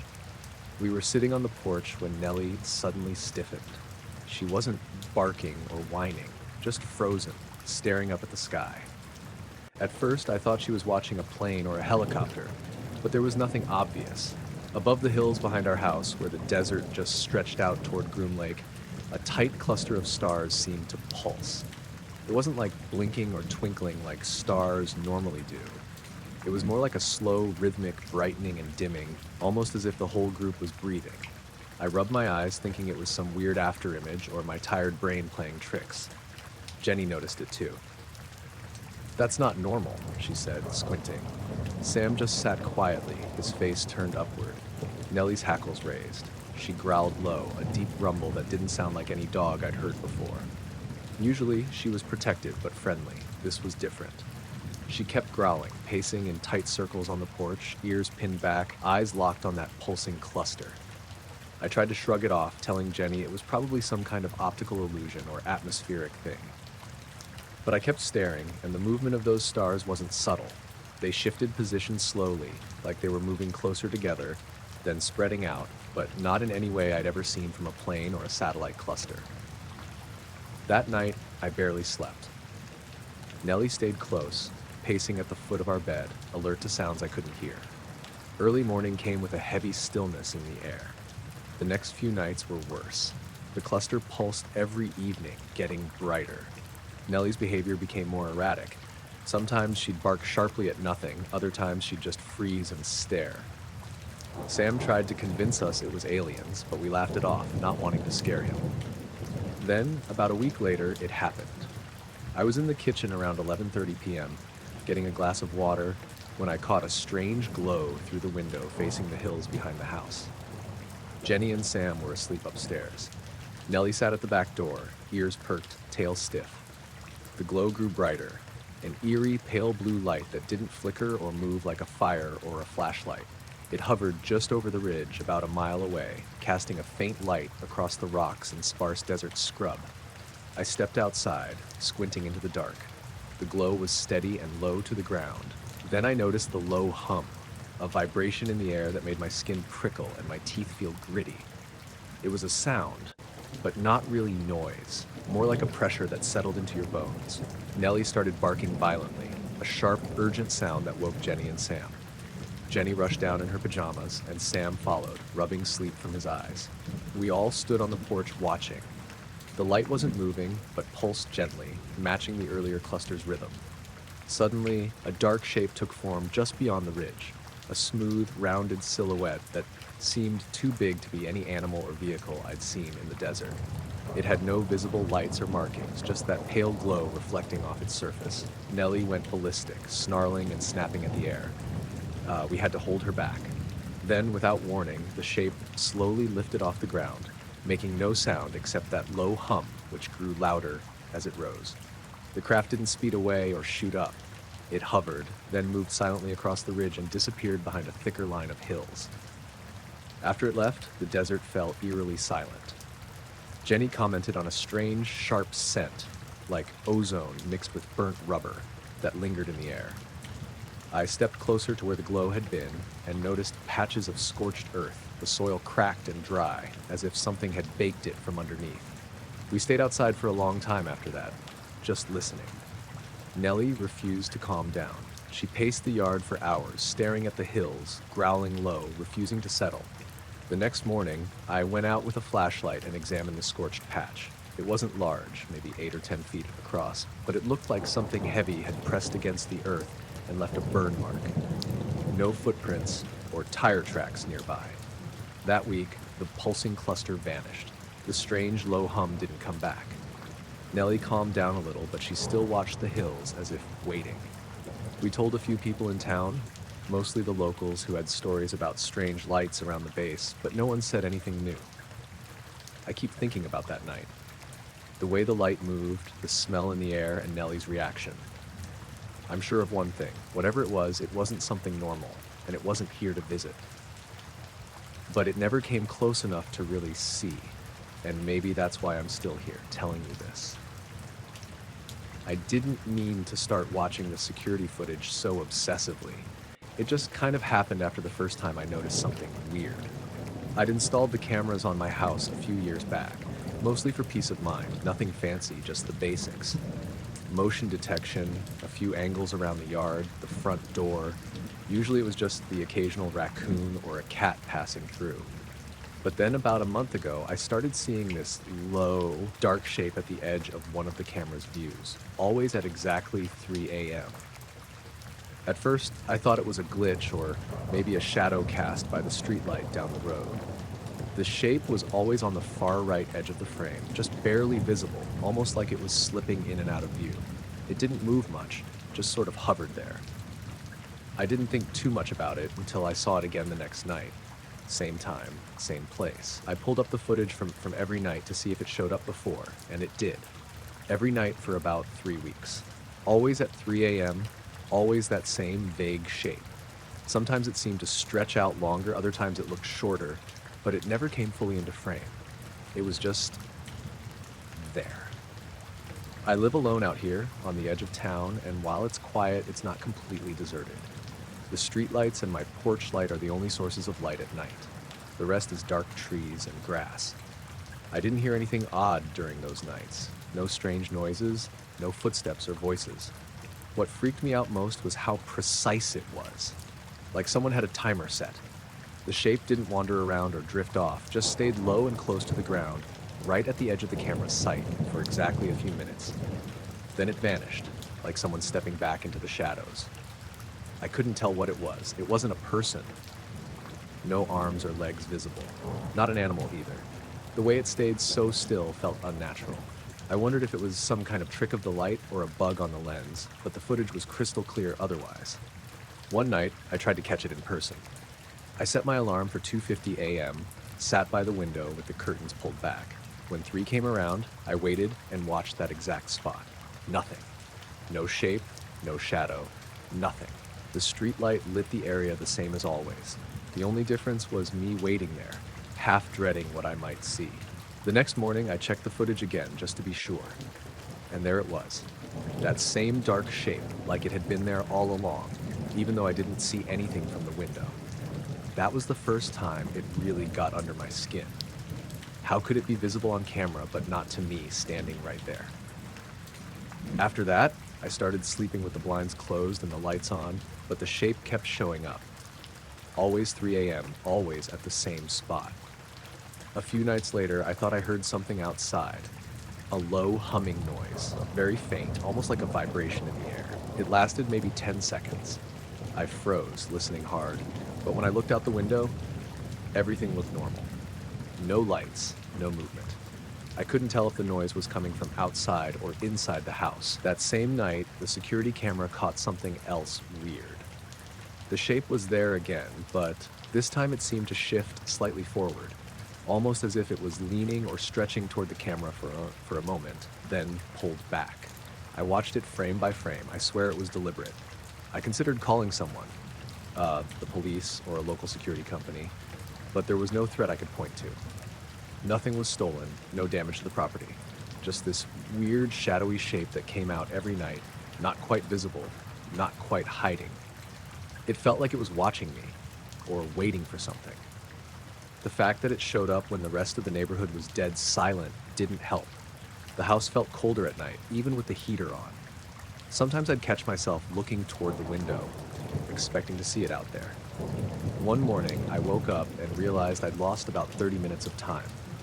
I checked my phone. I'd set an alarm for 6 a.m., but I didn't remember hearing it. My mind was fuzzy, like I'd blanked out or fallen into a weird kind of sleep. I tried to recall what happened right before I fell asleep, but everything was hazy. That day, I spent hours going through the footage again, and I noticed something subtle I'd missed before. Every time the shape appeared, the clock on the video feed would briefly flicker and glitch, like a tiny jump or a skip, just for a second. I don't know if it was a camera glitch or something else, but it felt connected. I started having trouble sleeping. I'd lie awake, staring at the ceiling, feeling like something was just beyond the window. I'd hear soft noises, scratching or rustling, but when I looked, nothing was there. The backyard was empty, but the feeling stayed. One night, I tried putting a flashlight in the yard, aiming it toward where the shape usually showed up. The next morning, the battery was dead. I never saw what drained it, but it happened after the shape appeared. Eventually, I stopped watching the footage all the time. It was messing with my head. But I kept checking the cameras, hoping to catch something different, some clue. Nothing ever changed. The shape came out like clockwork at 3 a.m., stayed low, stayed at the edge of the frame, never fully there, never leaving tracks or signs outside. After a few weeks, the shape disappeared completely. No more glitches, no more strange noises. The nights went back to normal quiet and my sleep got better. I never saw the shape with my own eyes, only on the camera. I can't say what it was or why it came around every night. But for a while, it felt like something was just out there, watching, waiting in the dark, right at the edge of sight. It was around 3:15 in the morning, middle of a long haul between Laredo and Phoenix. I'd pulled out of El Paso a couple hours earlier and was deep into that stretch of I-10 where the road flattens out and everything just kind of blurs into empty desert. No towns, no exits, just headlights and blacktop. I'd stopped at a rest area back in Sierra Blanca to stretch my legs and take a piss. Checked my watch before getting back in the cab, 3:09. I remember that because I was trying to decide whether I'd make it to Lordsburg by sunrise or not. Anyway, traffic was non-existent, just me and whatever was on the radio. I had the window cracked a little for fresh air and was nursing a gas station coffee that tasted like burnt cardboard. The road was dead quiet, except for my engine and tires humming along. That's when I saw the light. It wasn't headlights or anything like that. It was a single orb, glowing kind of bluish white. Hard to say how big it was, but maybe the size of a basketball. It came from the right side of the road, low, maybe 10 feet off the ground, and crossed directly in front of my truck. Fast, but smooth. It didn't bob or dip, just a steady horizontal glide. No sound. I hit the brakes, not hard, but enough to slow down, just out of reflex. It was close, maybe 40 yards ahead, and gone in 2 or 3 seconds. It crossed the road and disappeared into the dark on the other side. No flash, no trail. Just blinked out into the scrubland. I sat up straighter, blinked a few times, thinking maybe I just imagined it. But my heart was going a little faster, and I noticed my arms had goosebumps. I coasted for a bit before easing back on the gas. When I passed the spot where it had crossed, I slowed down again and looked out the side window. There was nothing. Just rocks, low brush, and blackness. No fences, no utility poles, no towers. I rolled the window down all the way and leaned out. No sound, no wind, just empty. I looked down at my dashboard clock and it said 3:13, which didn't feel right. I glanced at my watch again, 3:19. I frowned, thinking maybe my dashboard clock had just reset or something, but I'd checked both earlier at the rest stop and they'd matched. I remember checking because I'd been thinking about calling my wife and wanted to make sure it wasn't too late. The dash clock and my watch were both at 3:09 when I left. Now they were 6 minutes apart. I tapped the clock, thinking maybe it was a glitch or bump in the road, messed it up. But it was digital and locked in. I turned on my dome light, double-checked my wristwatch. Still 3:19. I remember holding my wrist up toward the dash like I was waiting for them to sync back up or something, but they didn't. I drove a little while longer, just trying to shake it off. Told myself it was just a weird coincidence. The light, the clock, maybe I'd zoned out for a minute. But that didn't sit right. I hadn't been tired, and 6 minutes isn't zoning out. That's a full-length song. That's 2 exits. That's enough time to know something's off. I kept glancing at the sky after that. I don't usually do that when I'm driving. It's just stars or clouds, and you've got to keep your eyes on the road. But I couldn't help it. I'd look up between billboards and check the rear view every now and then, like I expected to see that light again. I didn't. About 30 minutes later, I passed a mile marker and realized I was making better time than I should have been. Not by much, maybe 6 or 7 minutes. But still, it lined up too clean with the missing time on the dash clock. I checked both again. Wrist said 3:47. Dash said 3:41. I drove the rest of the way into Lordsburg without stopping. Pulled into the truck plaza and parked. I got out, walked around the rig, checked the tires, just needed to do something with my hands. Everything looked fine. No dings, no dents, no weird scorch marks or whatever I half expected to find. Inside, I bought another coffee and made a dumb joke to the cashier about being the only one alive on that highway. She just nodded like she'd heard worse. I thought about mentioning the light, but didn't. Not sure why. I just didn't want to hear her tell me it was probably a drone or swamp gas or whatever. Back in the truck, I synced the dash clock to my watch manually. It stayed in sync the rest of the trip. But I think about that light a lot. Not just how it moved or where it went, but that quiet, that totally dead silence when it passed. I drive through the desert all the time, and it's never completely silent. There's always some wind, a rattle, an engine hum, but right then, nothing. Like the whole stretch of road held its breath. And those 6 minutes. I don't have a good reason for why the dash clock lost time, but the watch didn't. Or why it was only 6 minutes. Or why it happened right when that thing flew by. I've seen all kinds of weird crap on the road. Accidents, people walking barefoot in the middle of nowhere, animals staring at you from the brush. But this was different. This didn't feel like something I was supposed to see. I woke up in the middle of the night and immediately knew something was off. It was too quiet. My apartment always has this low background hum, fridge, old ceiling fan, a bit of noise from the hallway, but everything was dead silent. The kind of silence that feels heavy like your ears are plugged. I sat up and looked at the clock by my bed. The screen was black. I tapped it a few times, then reached over and hit the lamp switch. Nothing. Power was out. The only light was from the moon coming in through the window, kind of hazy, like there were thin clouds outside. I grabbed my watch off the nightstand, one of those basic analog ones, and checked the time. 4:17 a.m. I remember thinking that was weird because I'd gone to bed around 11 and felt like I'd been asleep longer than 5 hours. I don't usually wake up in the middle of the night unless something loud happens, like a car horn or thunder. But this was different. It was just quiet. Then I noticed the ceiling fan was moving. Not fast, just slowly turning, but in reverse. It's one of those old pull chain types with wooden blades, and I always keep it on low overnight to help with the heat.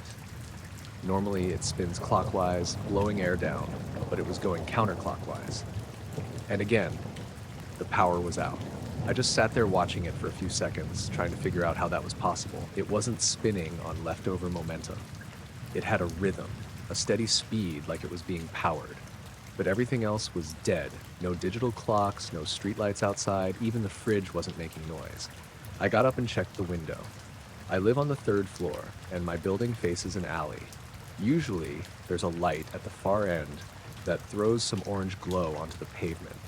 But it was pitch black. Couldn't see a thing except a pale reflection of my own face in the glass.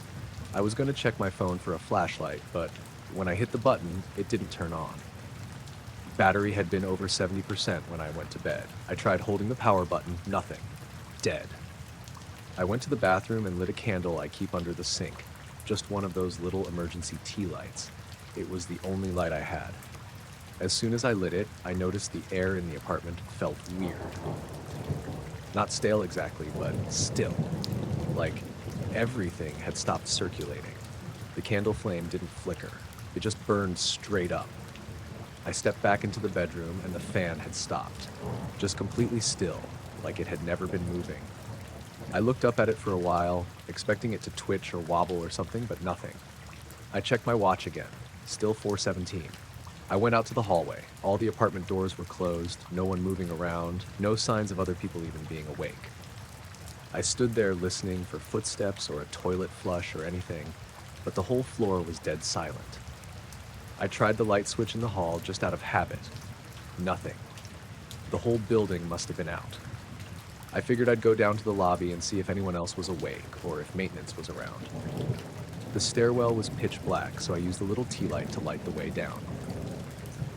When I got to the lobby, the big windows were dark too. No cars passing, no light from the corner store across the street.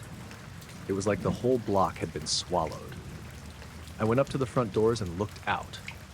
That's when I realized it wasn't just the building. There weren't any lights on anywhere. The street lights, the traffic signal at the corner, the apartment buildings across the way, nothing. Total blackout. But there wasn't a storm or anything. No wind, no rain, no emergency sirens. Just this quiet, dull silver light from the sky. I opened the door and stepped outside. It was cold. Not freezing, but colder than it should have been for that time of year. I walked a few steps into the street just to look around. That's when I noticed the sound.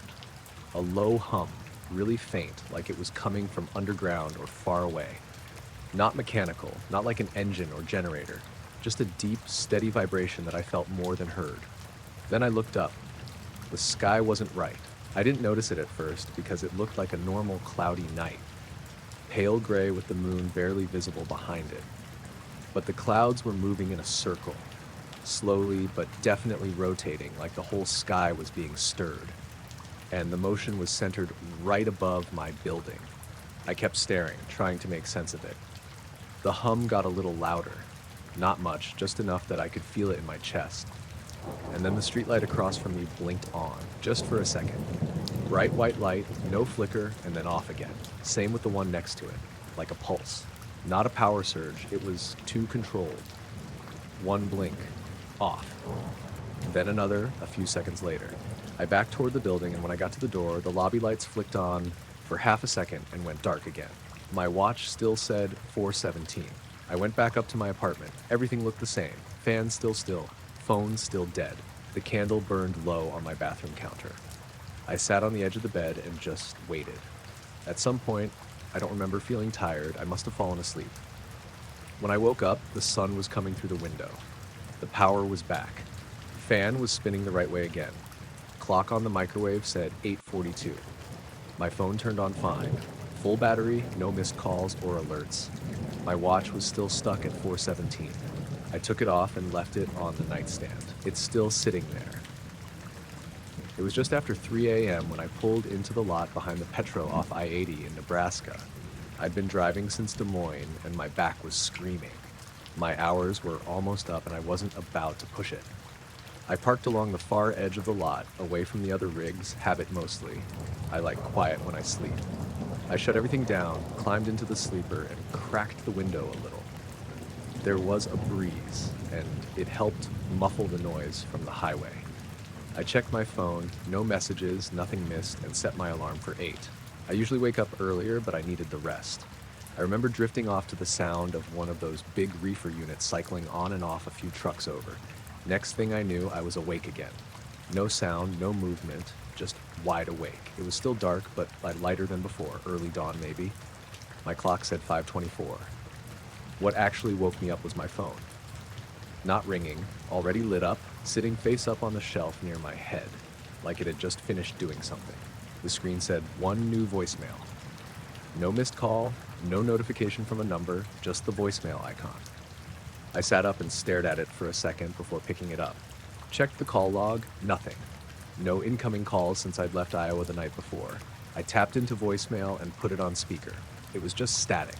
No voice, no tones, just that soft, low, crackling white noise. It ran for a few seconds before I heard this faint, weird tapping underneath it. Slow, steady, like something hitting metal, then pausing, then doing it again. I sat there listening, waiting for a voice or some clue, but it never changed. Just static and that tapping. I listened to the whole thing. 3 minutes, 2 seconds, then it ended. I played it again, same exact pattern. After the second time, I downloaded the message and tried to forward it to my buddy Cal, who used to mess with CD recordings and audio stuff. But the file didn't show up. I had the option to share, but when I tried, it said file not available. I went back to the voicemail list, and it was gone. Not deleted. Gone. Like it was never there. I sat there for a long time with the phone in my lap, trying to talk myself out of being weirded out. I checked my settings, rebooted the phone, went through the call log again. Still nothing. No number. No contact. I didn't go back to sleep. I climbed out of the cab around 6:30 and walked across the lot to the diner. Got coffee, eggs, the usual. Tried not to think about the voicemail. The waitress was chatty, and I let her talk at me for a while just to stay distracted. By the time I got back to my truck, the sun was up, and the lot was busier. I checked the truck, did my walk around, logged in my hours, and tried to settle back into normal. I'd almost convinced myself I'd imagined the whole thing. I turned the key, and the radio came on, tuned to AM 530 for some reason. I always keep it on FM or satellite, so that was strange. 530 is usually dead air, but it wasn't. I heard a low hum, like a carrier signal with no voice, just a steady tone. I changed it and moved on. I drove west for most of the day, stopping in Ogallala to refuel. Somewhere between North Platte and Sydney, I started to get this feeling like something was off. The air felt heavy, like pressure in my ears, but not quite, just enough to make me uncomfortable. Around that time, I noticed the CB was acting up. Channel 19 kept breaking in and out like someone was trying to talk, but cutting off before finishing. At first, I figured it was interference, but it wasn't weather. Sky was clear. Then I picked up this really faint signal, someone whispering numbers, one at a time. Long pauses in between. I listened for a couple miles, but it didn't repeat or make any sense. I flipped through channels. Nothing. When I stopped in Cheyenne that night, I checked my phone again. Still no trace of the voicemail. I even called my own number from a landline to check it. Empty. No saved messages. I slept okay that night, in a better lit part of the lot with a few other rigs nearby. But I kept waking up feeling like someone was standing just outside the cab. Every time I looked, no one was there. The next morning, I got a text. No name, just a number I didn't recognize. It said, that was it. Just the word tap in brackets, spaced like they were trying to match the rhythm. I didn't respond. I blocked the number, deleted the thread, and threw the phone on the passenger seat. For the next few days, nothing else happened. No messages, no voicemails, no weird audio. I finished my run and parked the truck at the yard back home. Took a few days off, tried not to think about it. A week later, I was sitting in my kitchen watching a movie on my laptop when I heard that same tapping. Not on the phone, in the house, from somewhere near the laundry room. 3 slow taps, hollow and sharp, like someone knocking gently on metal with a coin. I got up and checked. Nothing there. Back door locked. Washer and dryer off. That night, I turned my phone off completely for the first time in years. I still use the same number. I've never gotten that voicemail again. But sometimes, when I'm parked at some quiet truck stop late at night, the CB will pick up static for a second, and I'll hear 3 faint taps underneath. Then silence. It happened somewhere between Tucumcari and Amarillo, mid-October, around 3 a.m. I was hauling for a regional outfit out of Albuquerque back then, doing mostly overnight freight. Long stretches of nothing, just me and the rig and whatever came over the radio. This run was Produce, headed eastbound on I-40, and I had a delivery window at a warehouse just outside Oklahoma City. I remember I had the windows cracked because the cab heater was acting up, blowing way too hot even on low. The air outside was cold and dry, just above freezing. Moon was out, but it was one of those thin ones that doesn't do much. Everything looked washed out. The asphalt, the signs, even the horizon. No color, no traffic either. That stretch can be dead quiet after midnight, and that night was no different. I was somewhere near the Texas line when the first light showed up. I didn't see it approach. It wasn't headlights coming up behind me. I would have seen those in the mirrors from miles off. It just sort of popped into view, right in the center mirror, like someone had turned on a bright LED flashlight and aimed it at the back of my trailer. It flared white for maybe a second, no more, then was gone. No fade in, no fade out, just there, then not. It startled me, but I figured maybe it was a reflection. Some weird angle of my own running lights bouncing off a road sign, or a flash of high beams from a car way behind me, even though I hadn't seen any in a while. 10 minutes later, I passed mile marker 227. That's when it got weird. About 20 or so minutes after that, I passed 227 again. I know that highway well. That sign should have been behind me. There's no turnarounds, no junctions that lead you back to the interstate without looping through a town. I hadn't taken any exits, hadn't slowed down. I even checked my GPS. It showed a steady eastward line, no deviations. I passed it again, and I knew it was the same one. It had a big dent in the post, like someone had backed into it with a trailer. I remembered seeing that earlier. Same exact bend. I slowed a little and turned down the radio. Something felt wrong. It wasn't just deja vu. It was like my brain knew I'd already done this exact thing, down to the pothole I hit just past the sign, the little shutter in the wheel. Then the light hit again, same place in the mirror. 1 bright flash, center of the rear view. 2 bright for taillights. 2 white for headlights. Just a flat, artificial glare like the sun coming off a windshield. No sound. No vehicles behind me. No change on the GPS. I kept driving. What else was I going to do? Another 20 minutes or so went by. I kept checking the mile markers, counting up 228, 229, 230. I let myself think maybe I'd imagined the repeat. Maybe I passed a temporary marker, one of those maintenance ones they stick in the ground during repairs. Then around 350, I passed 227 again. Same bend in the post, same pothole, same flash in the mirror not long after. I pulled over, hazards on, middle of nowhere, dead silence except for the ticking of the engine cooling. I got out and walked around the trailer. Tires were fine, latches secure, nothing dragging or flapping, no other vehicles in sight either direction. Just the road stretching flat in both directions and the distant silhouette of scrub brush and barbed wire fence.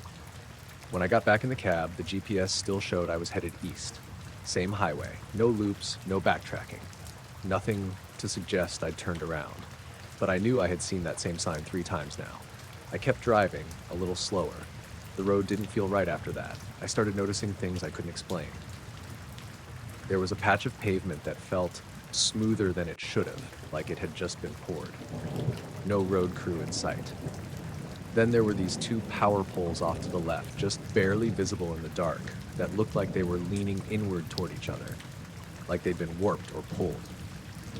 Another mile or two on, I passed a field that looked too perfect. I know that sounds dumb, but everything in it was symmetrical. The bushes, the fencing, even the way the grass looked under the moonlight, like someone had copied and pasted it a few times. It didn't look natural. Then, the third flash. This time I felt it more than I saw it, like a heat behind my eyes. It showed up dead center in the rear view, flared out across the back window, and vanished. No follow-up. I braked hard and pulled onto the shoulder again. I sat there, hands on the wheel, breathing through my nose. Everything was quiet. No wind. No engine sounds except the low idle. Then my radio cut out. Not the station, the whole thing. The dash lights on the stereo went dark. It didn't even try to search for a signal, just dead. Then the dash clock froze, said 4:04 and didn't budge. I tapped it, thinking maybe I'd jostled something, but it stayed frozen. Engine still running fine, GPS still on, just the radio and clock both gone at once. I didn't move for maybe 10 minutes, just stared at the empty highway, waiting to see headlights, taillights, a police cruiser, anything. Nothing came. Eventually I eased back onto the road. The GPS map hadn't updated at all during the stop. It still showed me in motion, heading east, as if I hadn't pulled over at all. I thought maybe it glitched, but when I tapped it, the location marker jumped back to my current position, like it had just realized I'd stopped and started again. Another mile passed, then 2, then 5. No more flashes. No more repeat markers. Everything looked normal again. Old fence lines, faded signs, a dead armadillo in the left lane, stuff that actually made sense. I didn't breathe easy until I passed mile marker 235. New number. No dent. No deja vu. The radio came back on at 4:37. No static or warm-up. It just snapped back in with a song mid-play. Clock blinked once, then corrected itself. No explanation. I made the delivery just after 7. Didn't say anything to the dock guys. Didn't mention it to dispatch. I wasn't even sure how to start that conversation. Next time I ran that route, a week later, I checked for that mile marker. 227 was right where I remembered it. Same dent in the post. I passed it once, like normal, and kept going. No lights, no flashes, no weird fields or warped poles. But now, every time I'm on that stretch, I watch the mirror like a hawk. I keep the GPS zoomed in. I mark every mile in my head, because I know what I saw, I know what I didn't imagine, and I still don't understand how I passed the same sign 3 times without ever turning around. I was driving back from a friend's place out in the country, about an hour and a half from where I live. It was almost midnight when I left, later than I meant to, and I took back roads most of the way. Flat, open farmland, not much traffic. 1-lane roads, no streetlights, the kind of route where you don't pass another car for 20 minutes at a time. It was quiet. I had the radio off, windows cracked a little, just cruising. I wasn't tired, but I remember feeling kind of spaced out. You get that way sometimes on those long, empty drives, like you're the only person awake in the whole world. I noticed the blinking light maybe 15 minutes in. It was off to the right, low in the sky. White, steady blink. Not fast, not random. About every 2 seconds. I figured it was a plane at first, or maybe a tower light way off in the distance. It didn't really bother me, just something to look at. But it started getting weird when I made a left turn at a 4-way intersection. I wasn't thinking about the light, just following my GPS, but after I turned, it was still in the exact same spot. Off to the right, same distance, same blink pattern. Like it had turned with me. I slowed down and looked at it harder. It wasn't flashing red or green like a plane, just white, and always at the same rhythm. I thought maybe it was a drone, but who flies a drone way out there at night?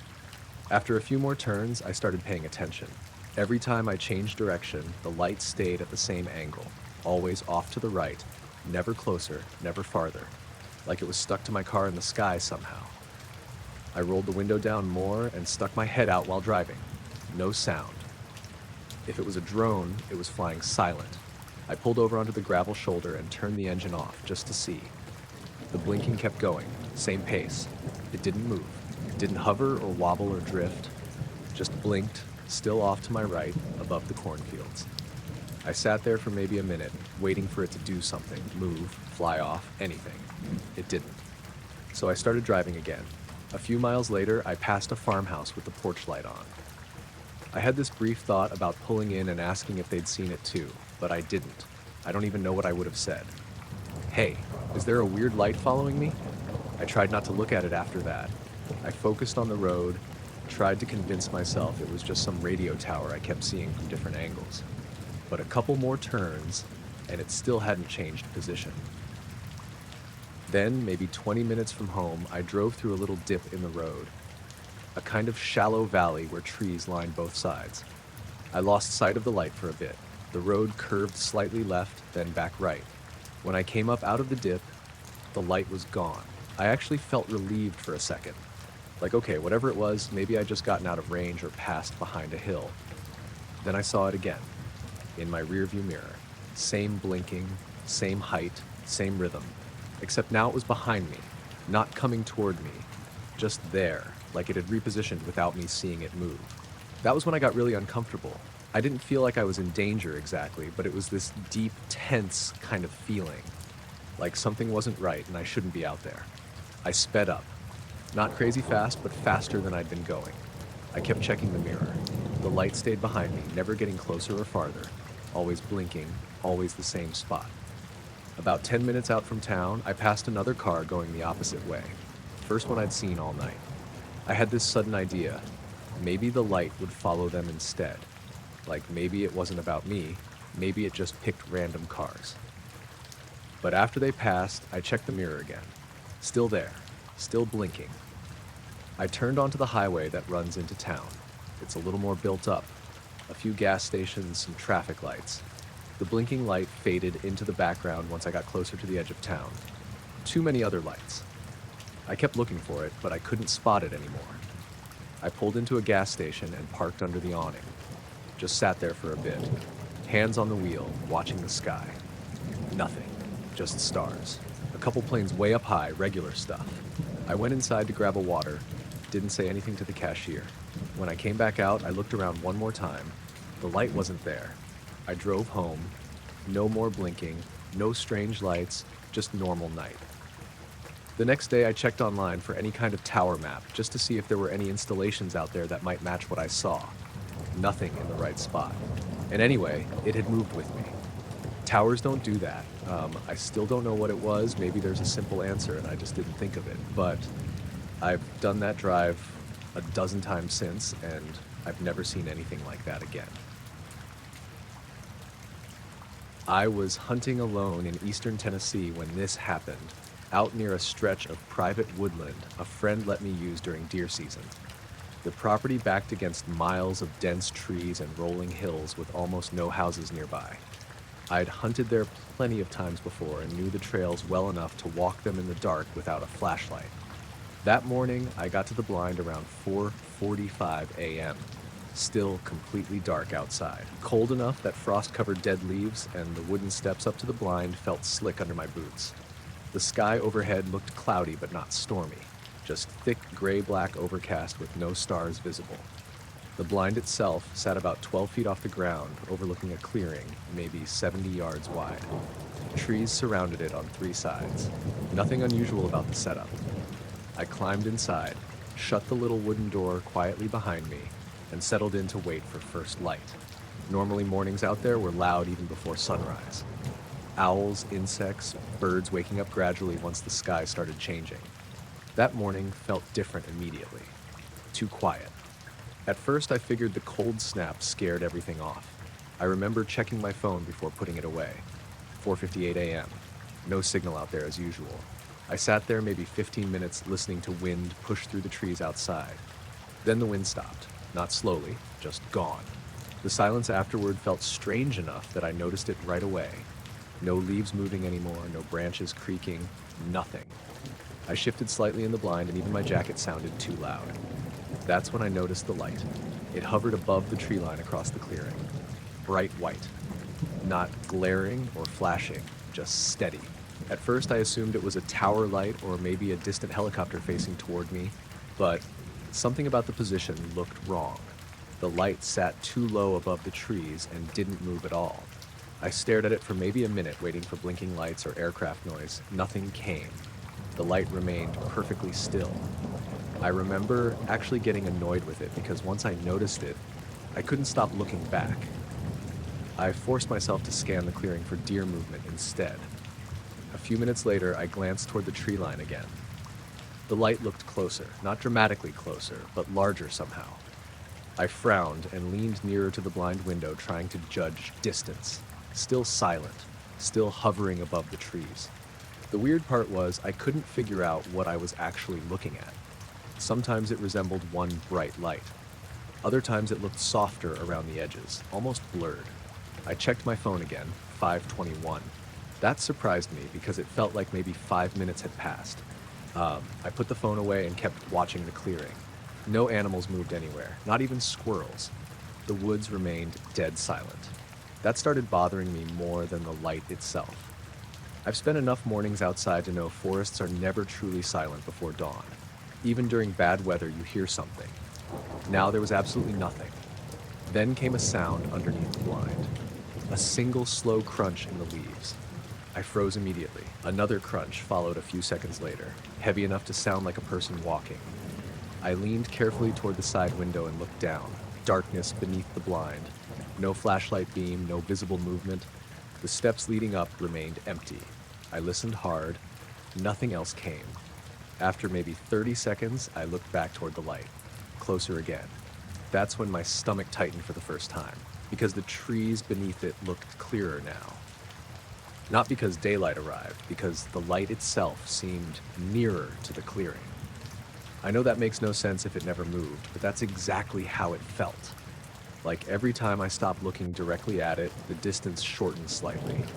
I rubbed my eyes, thinking maybe fog or darkness distorted perspective. Then I noticed something else. The light wasn't reflecting normally on the wet leaves below. Parts of the clearing should have been illuminated by then if it was really that bright. Instead, the ground stayed oddly dark.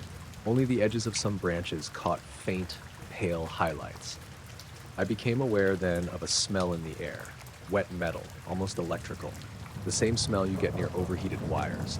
I checked the heater pack in my backpack, thinking maybe batteries leaked or something. Nothing wrong there. Outside the blind, the smell remained.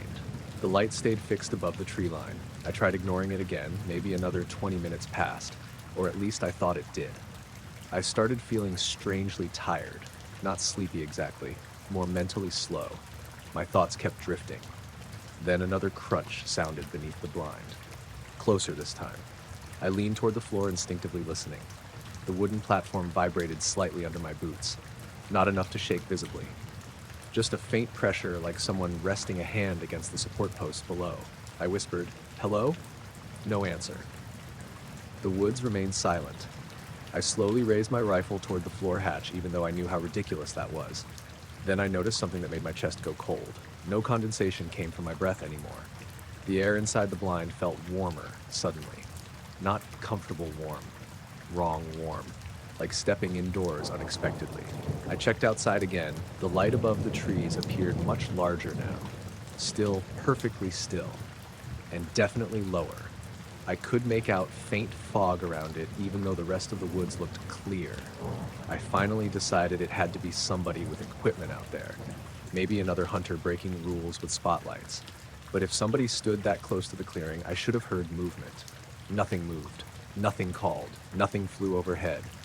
Then the blind wall behind me creaked softly. Not from wind. Pressure, like somebody leaning against the outside boards. I spun around immediately. The rear window showed only dark trees. Another soft creak came from the same spot. I held perfectly still, listening. Then 3 slow knocks sounded against the outside wall. Knock, knock, knock, knock. Not loud. Careful. Measured. I remember every muscle in my body locking instantly. The light outside remained motionless beyond the clearing, but somehow closer again. Large enough now that it no longer looked distant above the trees. It seemed level with them. I checked my phone again with shaking hands. 6:43 a.m. That made no sense at all. Daylight should have started already, but outside remained dim, gray darkness. I opened the weather app automatically before realizing there was still no signal. The battery showed 12%. It had been nearly full earlier. Then the screen flickered once and shut off completely. The knocking outside the blind came again, this time from beneath me. directly under the floor. 3 slow knocks. The wooden boards vibrated lightly with each one. I stood up so fast my shoulder hit the ceiling. The blind suddenly felt too small. The smell of wet metal had grown much stronger. Then came another sound from outside. Breathing. Slow. Not animal snorting. Human breathing. Right beside the blind wall, I grabbed the side window latch and almost opened it before stopping myself. Every instinct I had screamed not to look outside that closely. Instead, I forced myself toward the front opening again. The clearing looked empty. The light hovered above the trees, and for the first time I realized the trees directly beneath it looked darker than everything else around them. Not shadowed. Absent somehow. Then the light brightened slightly. At the exact same moment, every hair on my arm stood up. A low humming noise filled the air, very faint. I felt it more in my teeth than my ears. The blind floor vibrated softly beneath me. Outside, the clearing grass bent slightly inward toward the trees, as if wind pushed from one direction. But there was still no actual wind. The humming deepened. And suddenly, I became certain something stood directly underneath the blind, looking upward. I don't know why I felt that so strongly. I just knew. I backed against the rear wall, breathing hard. The knocking stopped. The humming continued another few seconds. Then everything went silent again. Complete silence. Even my own breathing sounded muffled somehow. The light above the tree line dimmed slightly, and daylight appeared all at once, not gradually. One moment, gray darkness filled the clearing. The next, pale morning light spread across the woods. Birds should have exploded into noise immediately. They didn't. The forest stayed dead silent. The bright, hovering light was gone, completely vanished. No movement away, no fading upward, just gone. I sat there stunned, trying to understand what happened. The clearing looked ordinary again. Cold morning fog between trees, frost on grass. Nothing unusual. Then I realized I hadn't heard a single bird all morning. Not one. That hit me harder than the light disappearing. Because I suddenly understood how unnatural the silence had been the entire time. I climbed down from the blind fast enough that I nearly slipped on the ladder. The ground underneath looked undisturbed at first.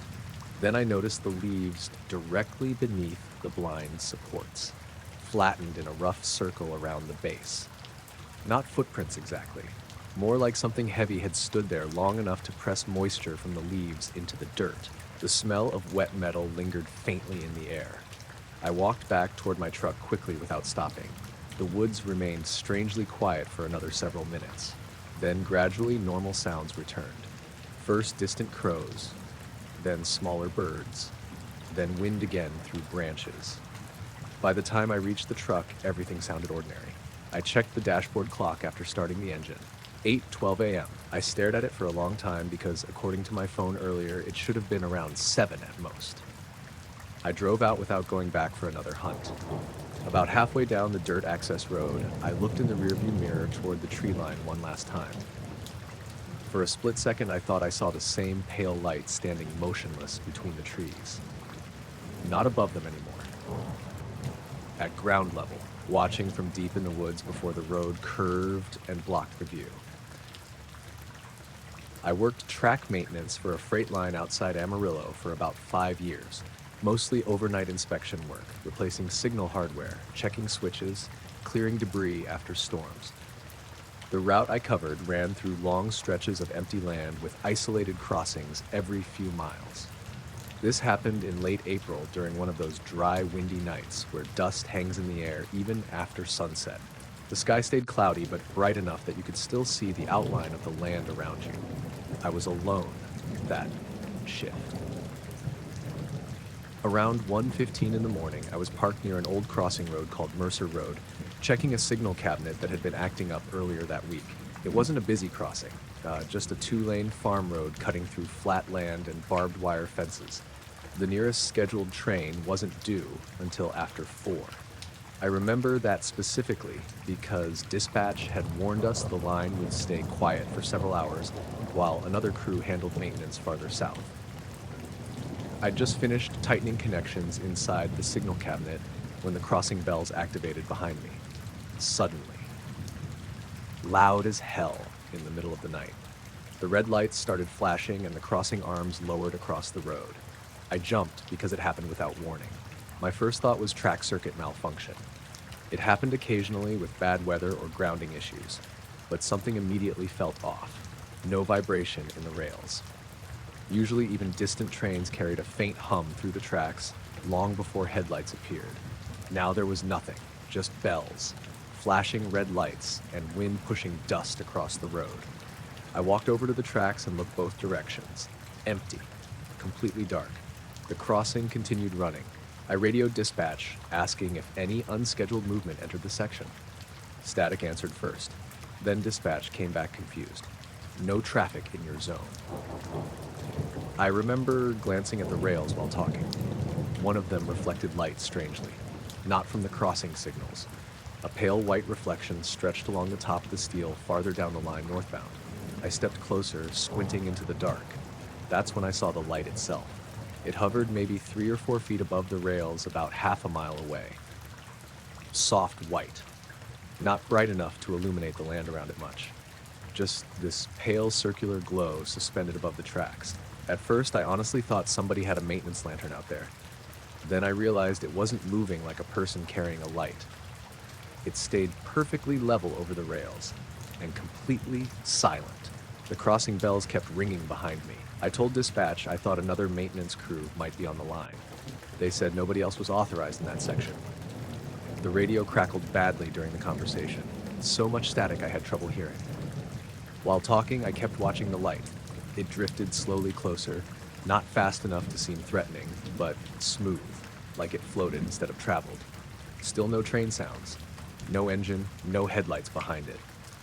The weirdest part was how the rails behaved underneath it. The steel reflected the glow long before the object itself reached that section of track, almost like the reflection moved ahead of it. The crossing signals continued flashing wildly, then every insect sound around the crossing stopped.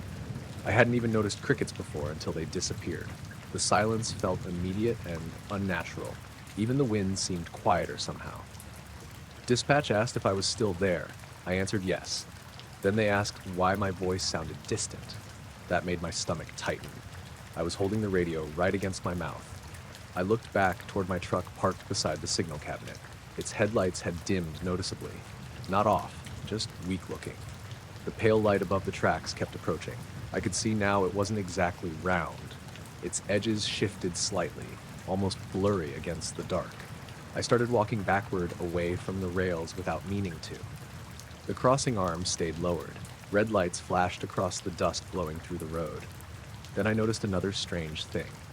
The warning bell sound had slowed down, not fully slower maybe, but deeper, distorted somehow, like hearing it underwater. The pale light stopped moving.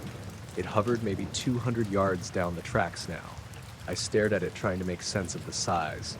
Sometimes it looked small as a lantern, then suddenly larger than a car headlight. The distance felt wrong. I don't know how else to explain it. The radio crackled again.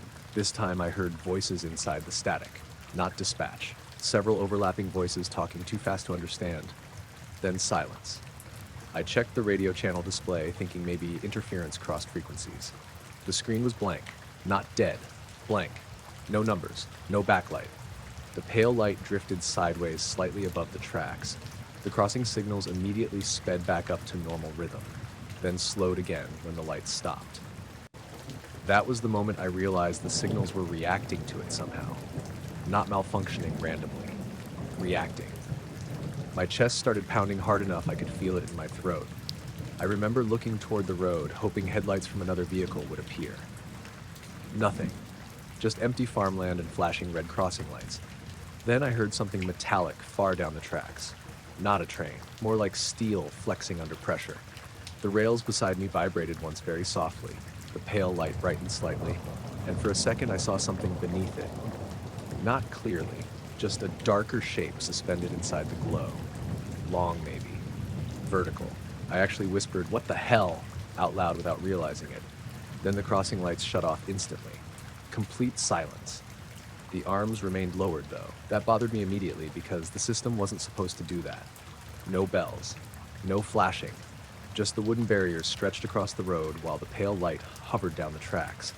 The silence became so heavy I could hear my own breathing through my nose. Then came a low humming sound. very faint. I felt it more through the ground than heard it.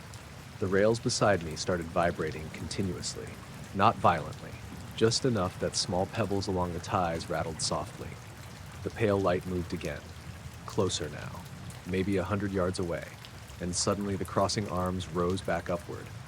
The second they lifted, the humming stopped. Everything stopped. Even the vibration in the rails disappeared, but the light remained, hovering directly over the track center line. I became aware then that the air smelled strange, hot metal and rain together. The same smell you get before transformers blow during storms. I started backing toward my truck slowly. The light drifted another few yards closer, then stopped again. I could finally tell it wasn't attached to anything solid I recognized. No visible structure, no aircraft shape, just pale light wrapped around something darker at the center. My truck radio suddenly turned on by itself. Loud static burst from the cab speakers, hard enough to make me flinch. Headlights dimmed again, then brightened, then dimmed once more. I climbed into the truck immediately and locked the doors, which felt stupid because nothing about the situation made sense anyway. The pale light stayed outside above the tracks. I grabbed the company flashlight and aimed it through the windshield toward the object. The beam barely reached it, but for a second the flashlight flickered strangely and reflected off something smooth near the center of the glow. Not metal exactly, more like wet glass. Then the flashlight died completely. Full battery gone. At the same moment, the pale light began drifting south along the rails. Not toward me anymore, away. The crossing signals activated again instantly behind it. Bells started ringing, lights flashing, like the system tracked the thing moving down the line. I watched it glide slowly across the dark farmland above the rails, while each crossing farther south began activating one after another in sequence. I could actually see distant red flashes miles away. The signals triggered ahead of it. The light never changed speed. Still silent, still low above the tracks. Then the truck engine shut off. No sputtering, just dead. The dashboard lights remained on, though. I sat frozen, gripping the wheel while the pale glow drifted farther away down the line. Eventually it became small enough to mistake for a distant signal light. Then smaller, then gone. The crossing bells at Mercer Road stopped immediately afterward. Everything returned to normal all at once. Wind noise, crickets, even the smell faded. I sat there another 10 minutes before trying the truck again. Started perfectly. Radio working, headlights normal. I called dispatch back. They sounded irritated because apparently they'd been trying to reach me for nearly 40 minutes. I looked at the dashboard clock. 2:03 a.m. That made no sense. The whole incident felt maybe 10 minutes long, 15 at absolute most. Dispatch asked if I'd fixed the signal malfunction. I almost told them everything. Instead, I just said the crossing activated unexpectedly, but seemed normal now. They asked if a train passed. I said no. Then dispatch got quiet for a second before telling me something strange. 3 crossings south of Mercer Road had activated sequentially around the same time with no trains detected in the system. Each one shut off after about 30 seconds, like something moved through the line without touching the tracks. I drove home after sunrise. Before leaving, I checked the rails where the light had hovered closest. The steel looked discolored there, not burned, just oddly pale compared to the surrounding track. And along one section of ballast rock beside the rails, every small stone had been turned in the same direction, like something had pushed air across them in one smooth sweep. I reached the quarry a little before sunrise, when the whole place still looked blue.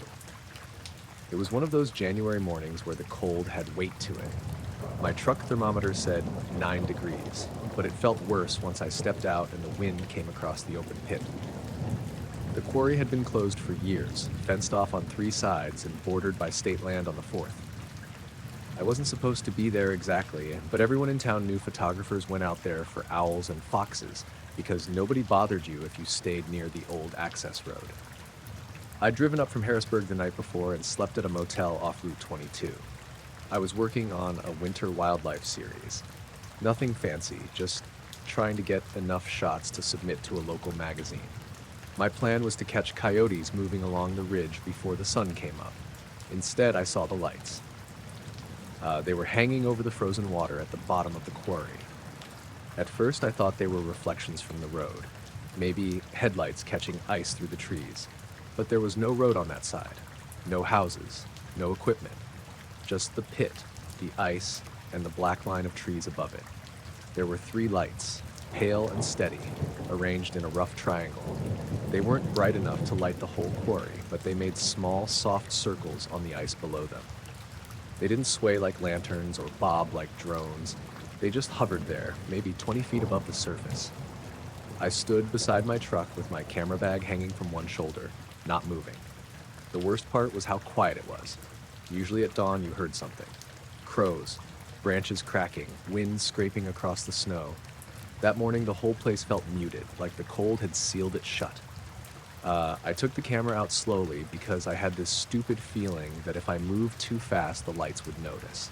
I had my old Nikon with a telephoto lens already attached. I raised it, focused as best I could through the dimness, and started shooting. The first few shots were probably blurry.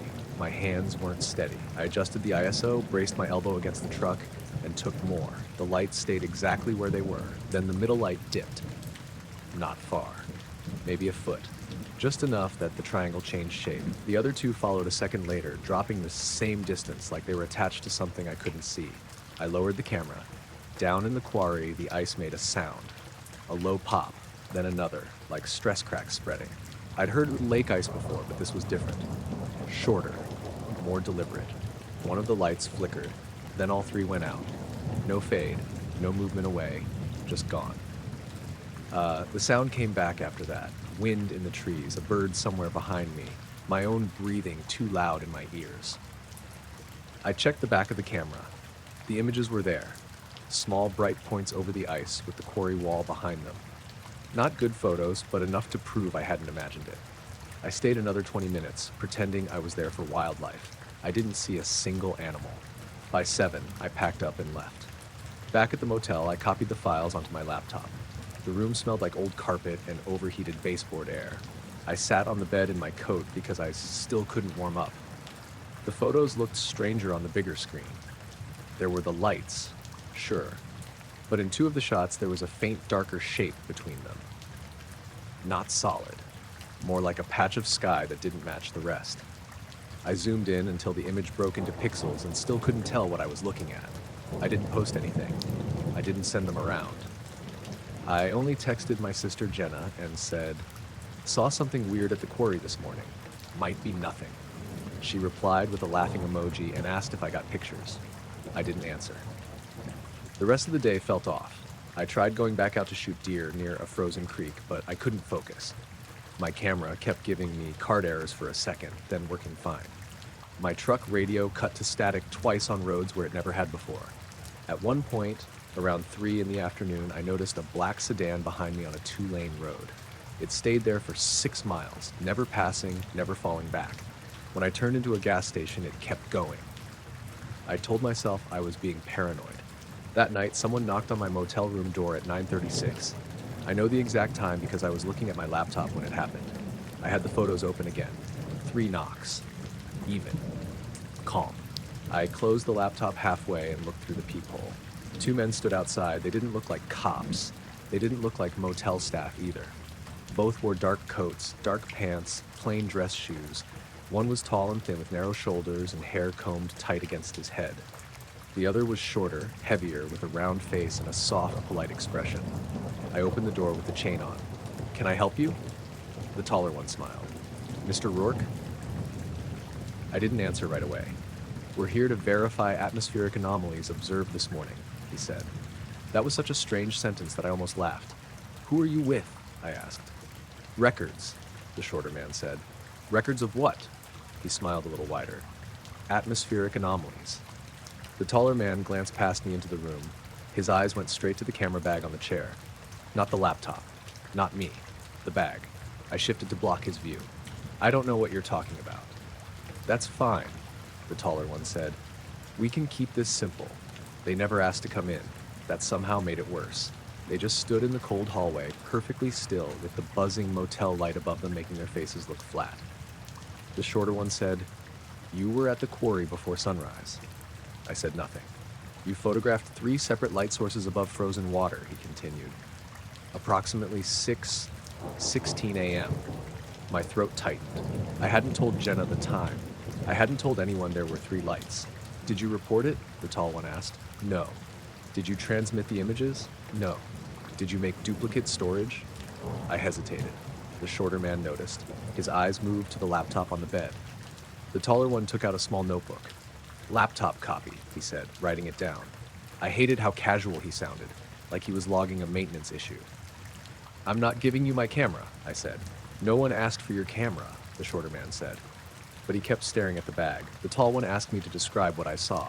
I told him the basics because lying felt pointless. 3 lights, over the ice, no sound, then cracking noises, then gone. When I mentioned the ice, both men looked up the ceiling at the same time. Not toward a sound, just up. The shorter one nodded once, like he'd heard an answer. Did you see anyone else present? The taller man asked. No. Any figure near you? No. He paused with the pen over the paper. You're certain? Yes. The shorter man looked back at the camera bag. You did not notice someone beside you? I stared at him. There was no one beside me. He gave a small nod, but he didn't look convinced. The tall man asked if I'd felt pressure in my ears, if I'd smelled anything metallic, if I'd experienced confusion about how long I'd been there.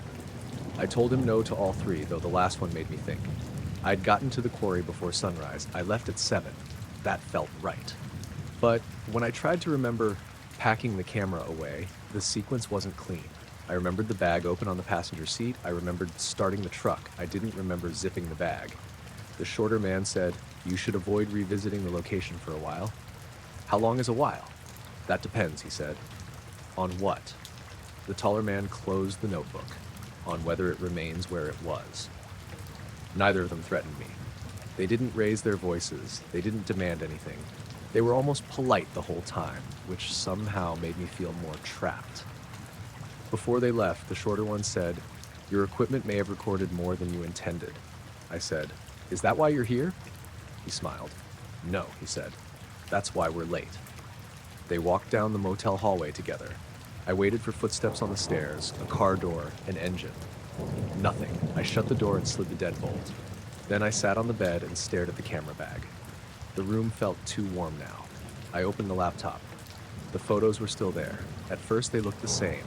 Lights over ice, dark quarry wall, gray dawn. Then I reached the last image.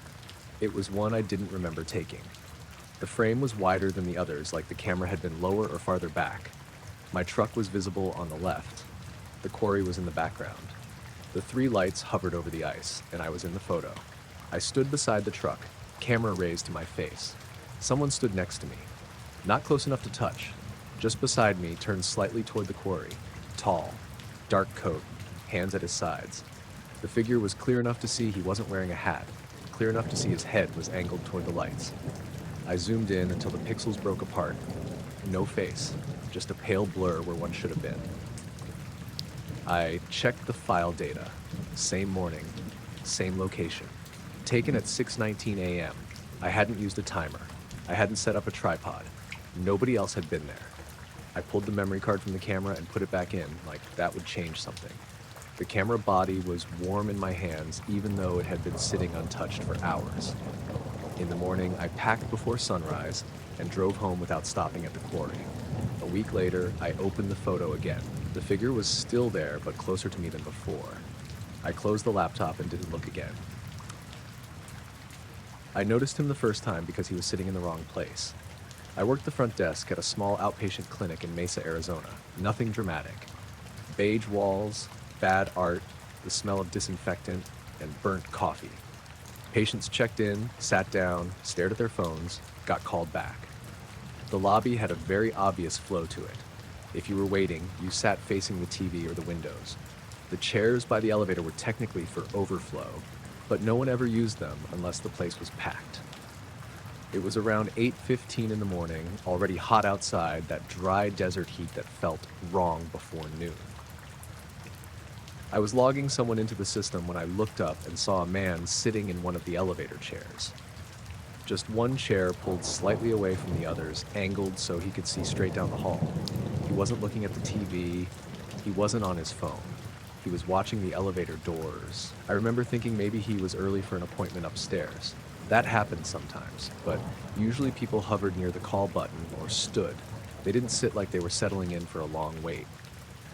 He looked normal enough at a glance, mid-30s maybe. Dark hair cut short, clean shaven, plain gray button-up shirt, dark pants, no jacket, no bag. His hands were folded loosely in his lap. After a few minutes, it started to bother me that he hadn't checked in. We had a sign-in tablet right on the counter. Big and obvious. People missed it sometimes, but not for that long. I finished with the patient in front of me and called out, "Sir, if you're here for an appointment, you'll need to sign in." He didn't react. Not even a flicker. Didn't turn his head. Didn't shift. Nothing. Just kept staring at the elevator doors like he was waiting for them to open on their own.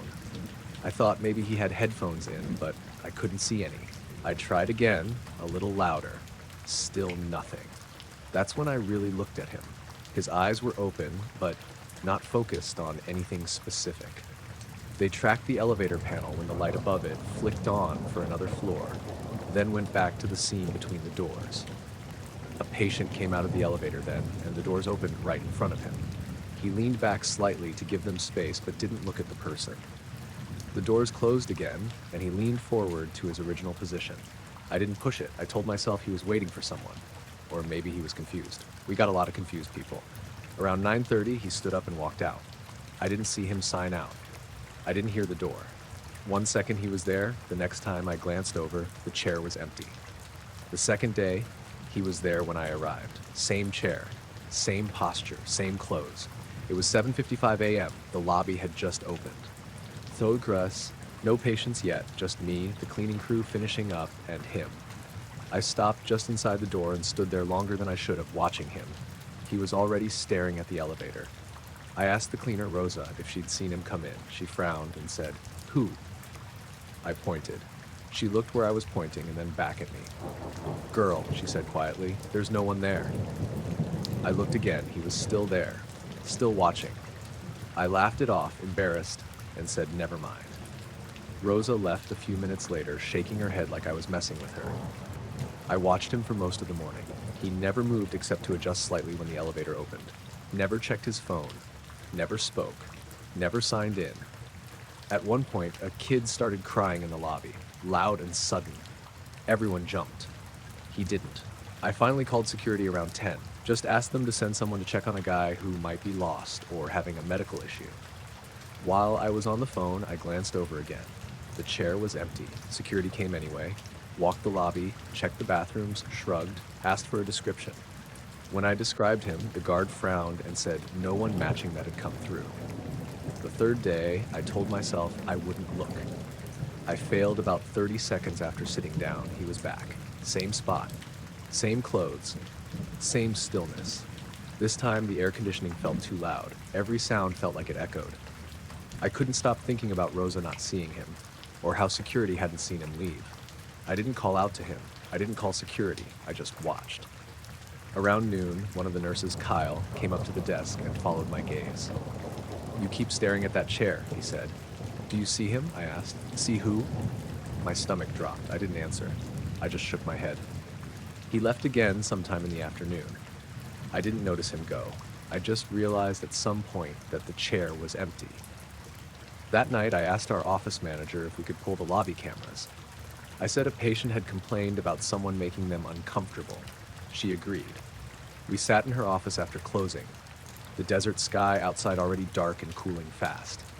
We scrubbed through 3 days of footage. The lobby was empty every morning until patients arrived. The chairs by the elevator were always empty. No man, no movement, no sign of anyone sitting there. On the third day's footage, I watched myself stare at an empty chair for hours. I didn't come in the next day. I called out sick and stayed home, curtains drawn, trying not to picture that chair. When I went back the day after that, the chairs by the elevator were gone. Facilities said they'd been removed months ago. No one remembered them being there at all. The elevator still opened and closed. I stopped watching it. I noticed the temperature drop before I saw anything. My name's Aaron.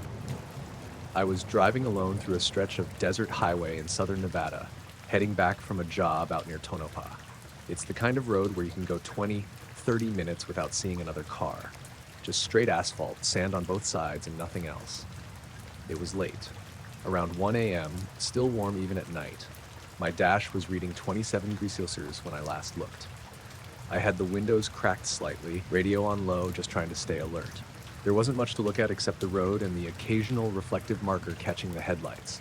I checked the temperature again without really thinking. 27, normal.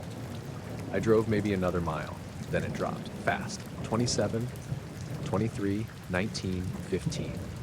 I remember watching the numbers change in real time like something was glitching. It settled at 12 degrees Celsius. I blinked, looked up at the road, then back down. Still 12. I rolled the window down a bit more. The air felt cooler, not freezing, but definitely colder than it had been seconds before. Too sudden to make sense. I adjusted the vents, thinking maybe the sensor was off, but the air coming in matched the reading. Cooler, dry, almost still. I slowed down slightly. The road ahead looked the same, flat, empty. Then I saw the lights. At first I thought they were reflections, maybe distant headlights from another vehicle cresting a hill. But they didn't move like headlights, they were low, close to the ground, and there were too many of them. A cluster, soft white, maybe 5 or 6 points grouped together just above the road surface. They hovered. That's the only way I can describe it. Not touching the ground. Not casting any light onto it either, just sitting there a few inches or maybe a foot above the asphalt. I took my foot off the accelerator. The car slowed to about 40. The lights didn't react. Didn't move toward me, didn't fade. They just stayed there, perfectly still. I remember thinking maybe it was some kind of reflection from my own headlights, but they were too far ahead, and the angles didn't make sense. I kept rolling forward, slow, careful. The temperature reading stayed at 12, didn't budge. The closer I got, the clearer the lights became. They weren't bright, more like a dull glow. Each one slightly different in intensity, not blinking, not flickering, just steady. I looked around, trying to see if there was anything else, any source. A vehicle parked off the road, a structure, nothing, just sand and darkness. I was maybe 50 yards away when something changed. One of the lights shifted slightly. Not much, just a small movement upward. Then another followed, then all of them, in sync. They lifted together, slow at first like they were rising through thick air. I pressed the brake lightly. The car rolled to a near stop. I didn't want to get closer, didn't feel right. The lights reached maybe 10 or 15 feet above the road. Then they paused, held there for a second, completely silent. No sound from them, no change in the air. Just that cluster suspended in front of me. Then they moved, not forward, not backward, up, straight up, and fast. They shot upward all at once like something had pulled them. No trail, no fade, just gone. Vanished into the dark sky. I sat there for a second, staring at where they'd been. The road ahead was empty again. Nothing left. No afterimage, no glow. Just darkness and the faint reflection of my headlights. I checked the temperature again. Still 12. I waited a few seconds. Then it started climbing. Slowly this time. 13, 15, 18, back up to 27 over the next minute or so. The air warmed with it. Like whatever had caused the drop was gone. I looked in the rearview mirror. Nothing behind me. No lights. No movement. Just the empty stretch of road. I stayed stopped longer than I probably should have. Engine idling, hands still on the wheel. Trying to figure out what I'd just seen. Nothing came to mind. Nothing that made sense. Eventually I started driving again, slow at first, then back up to speed. The rest of the drive was normal. No more lights, no more temperature changes. Just the road and the silence. But the part that stuck with me wasn't just the lights. It was how the air changed before they appeared, how the temperature dropped so fast, like something had moved into that space and altered it, and how the lights didn't behave like anything I'd seen before. Not vehicles, not reflections, just there, hovering, waiting, until they left and everything went back to normal. Like that stretch of road had only been different for those few seconds while they were there. I started noticing it the fourth morning in a row. My name's Darren. I fish off a small stretch of coastline about 20 minutes from where I live. Nothing fancy, just a rocky edge with a narrow strip of sand and a decent drop-off not too far out. I go early before sunrise because it's quiet, and you actually have a chance of catching something before the day crowds show up. That week, I'd been getting there around 5 a.m. Still dark. Cold air coming off the water. Just me, the tide, and whatever you can hear in the distance. The first few mornings were normal. Then on the fourth, I saw the light. Out over the water. Low. Not high in the sky like a plane. Closer to the horizon. Bright, but not blinding. White with a slight yellow tint. I remember thinking it was a boat at first, but it didn't move, and it didn't flicker like a boat light would. Just a steady glow. I kept setting up my gear, glancing up at it every now and then, and it stayed in the same place the whole time. Didn't drift, didn't change brightness, didn't do anything. Eventually, as the sky started to lighten, it faded out, or maybe it just became harder to see against the daylight. I didn't think much of it. Next morning, it was there again. Same position, same brightness, same everything. That's when I started paying attention.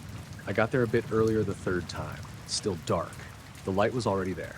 Exactly where I expected it to be. I stood there for a minute before even unpacking anything, just watching it, trying to figure out distance. But there was no reference point, just open water, no other boats nearby, no sounds. The sea was calm that morning, small, slow waves, nothing unusual except that light. I checked my phone, 052, looked back up, still there. I set up my rod, cast out, and kept watching it between everything else. It never changed, didn't blink, didn't dim, just hung there.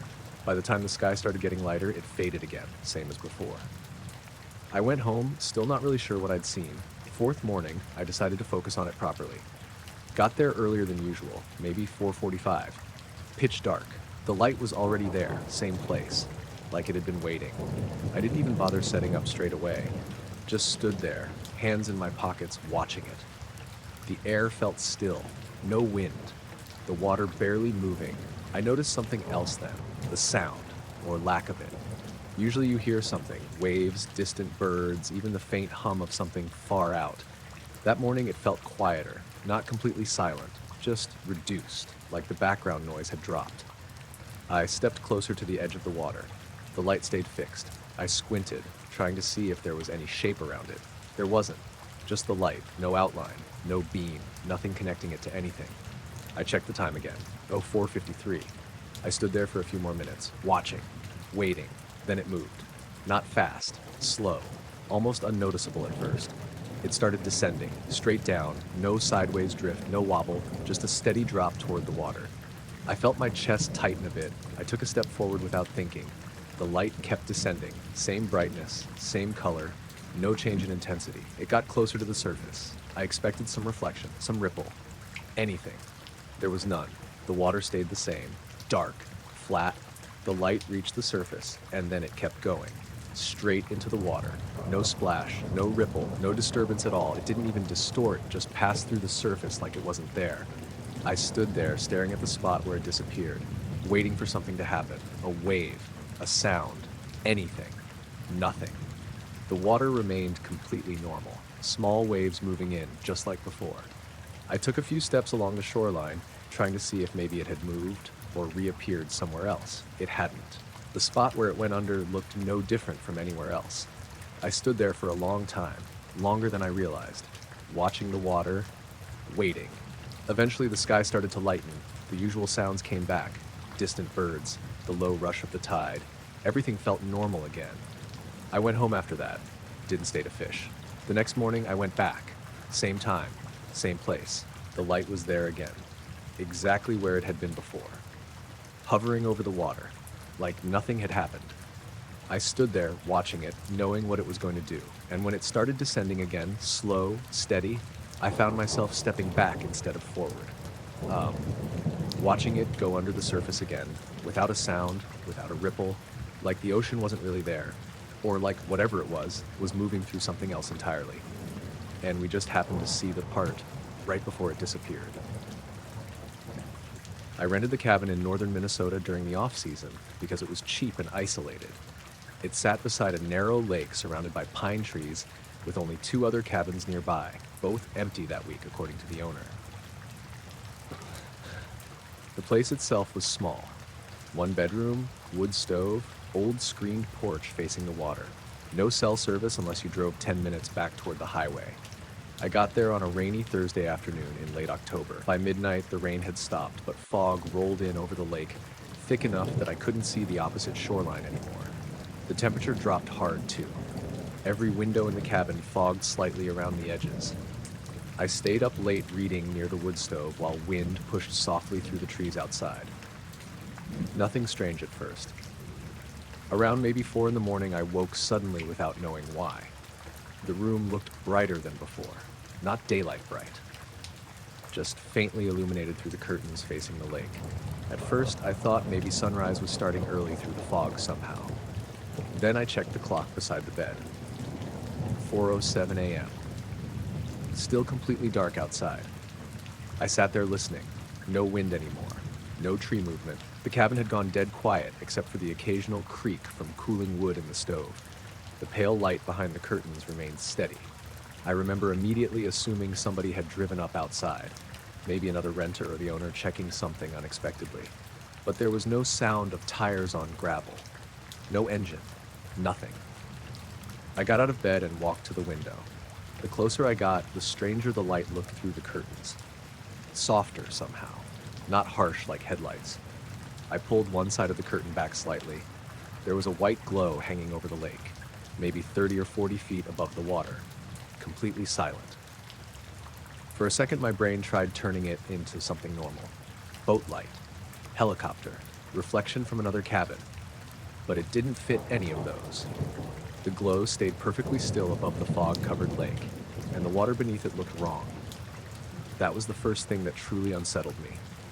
The light barely reflected on the lake surface at all. I could see faint brightness touching the fog around it, but the water below stayed dark except for a weak, blurred patch directly underneath, not even close to how light should have reflected. I stared long enough that my eyes started watering. The glow itself wasn't sharply defined, more like a pale sphere hidden behind mist. Sometimes it looked circular, other times stretched slightly taller. I checked the sky above it. Nothing. No stars visible through the cloud cover. No aircraft lights. I remember whispering, "What are you?" without meaning to. The second I spoke, the glow shifted sideways, very slowly, still silent. The movement made my stomach tighten immediately because it didn't drift naturally like fog or lantern light. It moved with purpose somehow.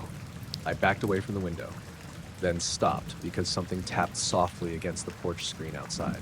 One tap, then another. I froze completely. The screened porch wrapped around the front of the cabin facing the lake. To reach it, something would have to cross directly past the windows first. Another soft tap came from outside. Metallic this time, like fingernails against aluminum screen framing. I moved carefully toward the front room without turning lights on. The cabin floor creaked under me louder than usual. When I reached the living room window, I looked through the porch screen toward the lake. The glow remained there. Closer now, maybe. Hard to judge distance over water and darkness. The fog around the lake looked brighter beneath it. Then I noticed something else. The porch floorboards were wet, not from rain leaking in. Individual damp footprints crossed the porch from left to right. I stared at them, trying to understand what I was seeing. Bare footprints, human-looking mostly, except oddly long. The toes appeared stretched somehow by water running across the wood grain. They ended near the porch steps leading outside. I remember becoming very aware then that the cabin door behind me was still locked. I checked it immediately anyway. Locked. Windows shut too. The footprints remained outside only. The glow over the lake drifted slightly lower. Then the tapping sound came again from farther down the porch. 3 slow taps. Tap, tap, tap. I looked toward the sound and saw movement near the porch corner. Not clearly. Just darker motion against darkness, like someone passing between fog and screen. I stepped backward immediately. The movement stopped. My heart was pounding hard enough I could hear it. I grabbed the fireplace poker from beside the stove, mostly because it was the only thing nearby. The glow outside dimmed slightly. At the same moment, all the sounds around the lake disappeared. I hadn't noticed frogs or insects earlier until they were gone. Even the tiny waves against shore stopped. The silence felt physical. Then came a low hum. Very faint. Not from the cabin, from outside over the lake. The glow brightened again while the humming continued, and suddenly I realized the fog wasn't moving around it naturally. It curled inward slightly toward the light. I know that sounds ridiculous, but it looked like the mist itself was being pulled. The The wet footprints on the porch glistened faintly in the pale light. I kept staring at them because it grounded me somehow. They were physical. Real. Then one new footprint appeared near the porch steps. I didn't see something step there. The wet print simply darkened into visibility on the wood. Fresh. I backed into the kitchen immediately after that. Part of me wanted to turn every light on in the cabin. Another part felt terrified to make myself visible through the windows. The humming grew slightly louder. Cabinet glasses rattled softly. The clock on the microwave flickered once and reset to 12. Then everything stopped. The humming vanished. The glow outside remained steady. I forced myself back toward the window again because not looking somehow felt worse. Outside, the lake surface looked perfectly still now. Too still. The pale glow hovered maybe 20 feet above the water near the dock, and beneath it, something dark stood at the shoreline. At first, I thought it was a tree stump. Then the shape moved slightly sideways. Tall, thin, not enough detail to make out more than that. I remember gripping the poker so tightly my hand cramped. The shape remained near the dock facing the cabin. At least it felt like it was facing the cabin. Then the glow shifted upwards slightly, and the dark figure disappeared into the fog completely. Gone instantly. The glow stayed another few seconds. Then it moved out across the lake silently. Not fast, just smooth and level. The strange part was the water beneath it still refused to reflect properly. The lake stayed dark except for that faint blurred patch directly below. Eventually the glow dimmed enough that it blended into the fog entirely. Then nothing remained. No sound. No light. Just dark lake again. I stayed awake until sunrise, sitting in a kitchen chair holding the fireplace poker like an idiot. Every small cabin noise made me jump. Around 6:30, gray daylight finally started filtering through the windows. The lake looked normal again. Fog thinning, cold wind returning through the trees. I convinced myself the footprints on the porch had probably belonged to me somehow from earlier rain. Then I opened the front door. The porch boards were covered in wet footprints. Dozens. They circled the cabin twice, not just the porch, the entire cabin. I followed them around the outside slowly. The prints stayed evenly spaced all the way through wet leaves and mud. Always barefoot, always slightly too long, and they never overlapped my own footprints from arriving earlier. Near the back wall of the cabin, the tracks passed directly beneath the bedroom window where I'd first seen the glow. Then they continued toward the lakeshore. I followed them all the way to the dock. The morning air smelled strongly of wet metal for some reason. The footprints crossed the dock boards clearly, then stopped halfway to the end. Not faded. Stopped. No return prints. Nothing in the water below except dark ripples moving gently against the posts. I stood there staring at the final footprint for a long time. Then I noticed something else. The wood around the last print was still wet, even though the rest of the dock had already started drying in the morning wind. The object went into the water during the worst part of the storm. I was out on Ashford Reservoir because I'd made the kind of dumb choice that feels reasonable at 5 in the morning and insane by noon. The forecast had said scattered showers, maybe thunder later, but nothing serious until evening. I'd been fishing that reservoir since I was a kid, and I knew the weather could turn fast in the valley. But the bass were moving, and I'd had 2 good weekends in a row. So I went. By the time I realized I should head in, the sky had already gone green-gray over the western ridge. The wind came across the water hard enough to slap spray over the bow of my little aluminum boat. I had one rod still out, a rain jacket half-zipped, and both hands on the trolling motor, trying to keep the boat pointed toward the access ramp. Ashford wasn't huge, but in bad weather it felt a lot bigger.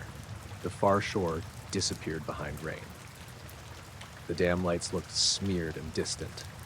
Every sound flattened under the storm except the slap of water against the hull and the occasional crack of thunder rolling between the hills. I was maybe 200 yards from the ramp when the light appeared. At first I thought it was lightning reflecting in the water, but it didn't flash and vanish. It stayed there, low over the reservoir, maybe 30 or 40 feet above the surface. Pale yellow, almost white at the center. Not bright enough to light up the whole lake, but strong enough that the rain looked silver around it. It moved slowly against the wind. That was the first thing I couldn't make fit. Everything else on the water was getting pushed east. My boat, the chop, even leaves and sticks.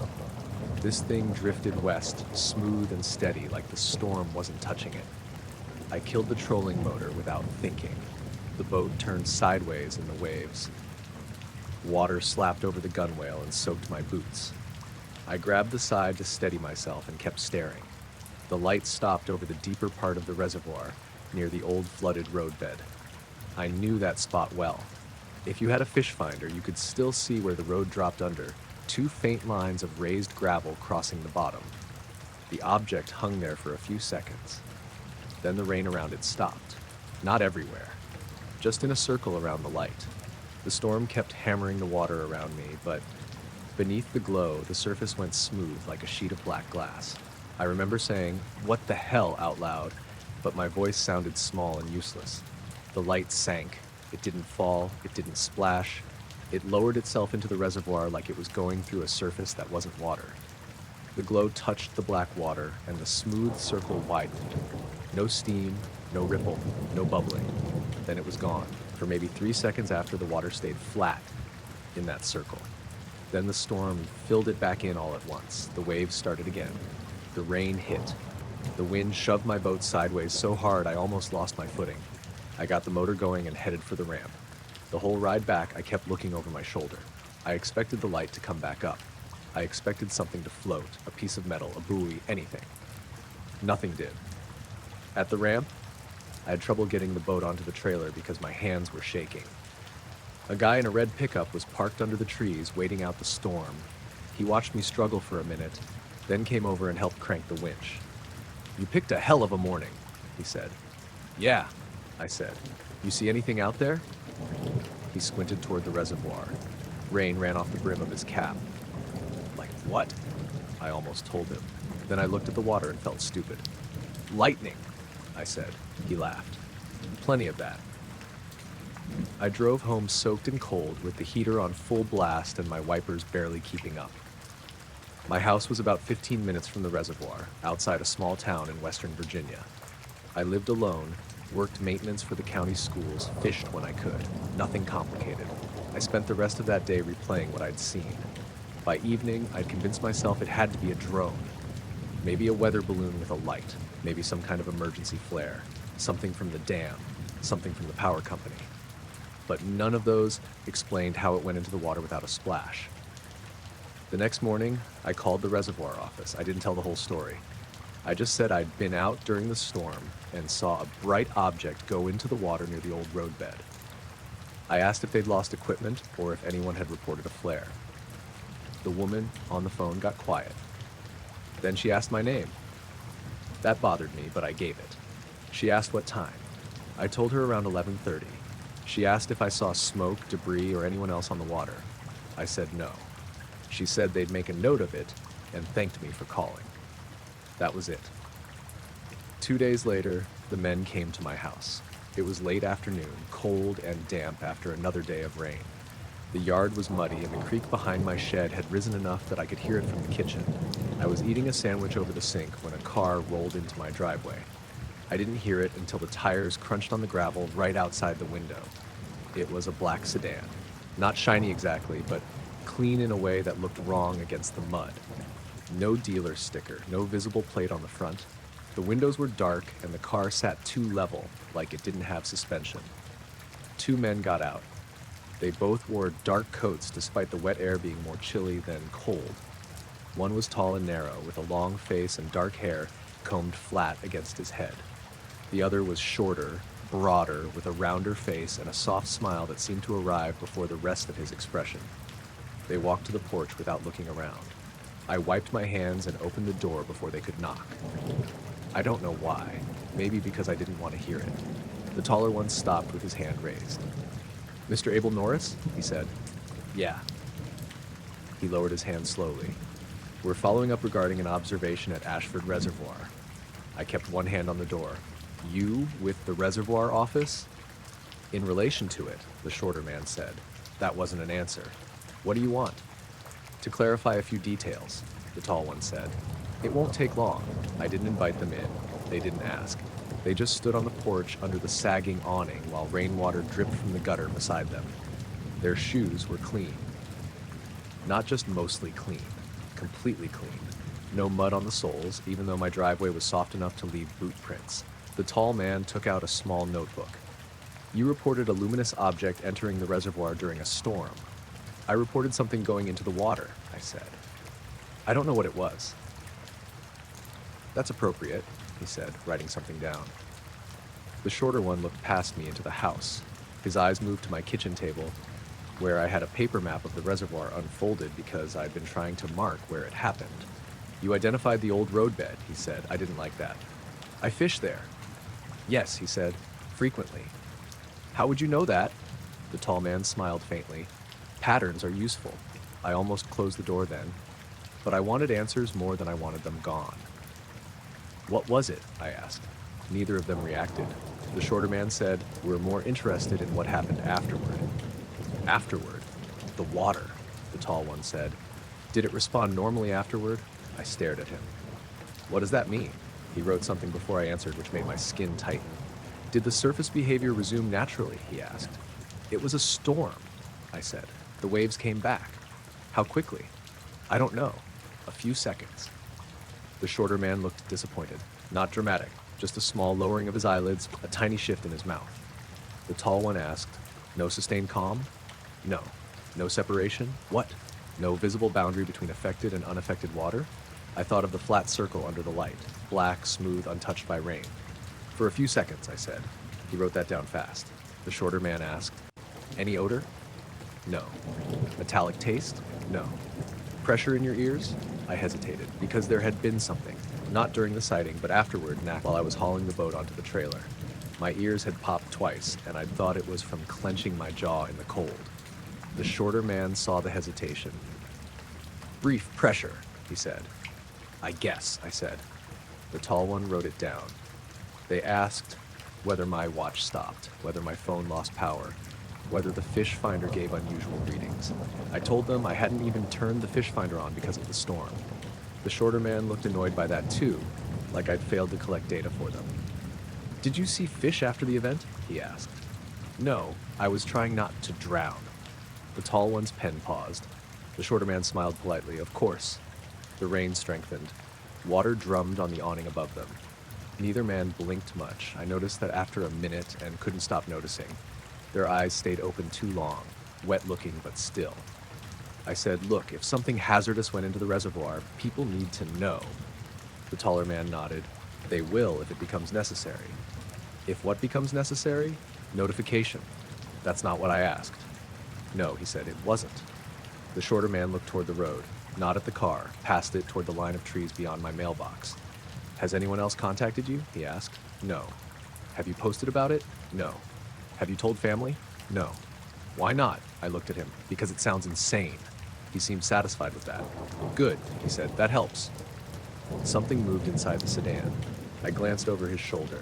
For a second, I thought there was a third person in the back seat. Just a pale shape behind the glass, upright and still. Then the shorter man shifted slightly, blocking my view. The tall one said, you should avoid the reservoir for several days. I have a fishing tournament Saturday. No, the shorter man said. Not, you shouldn't.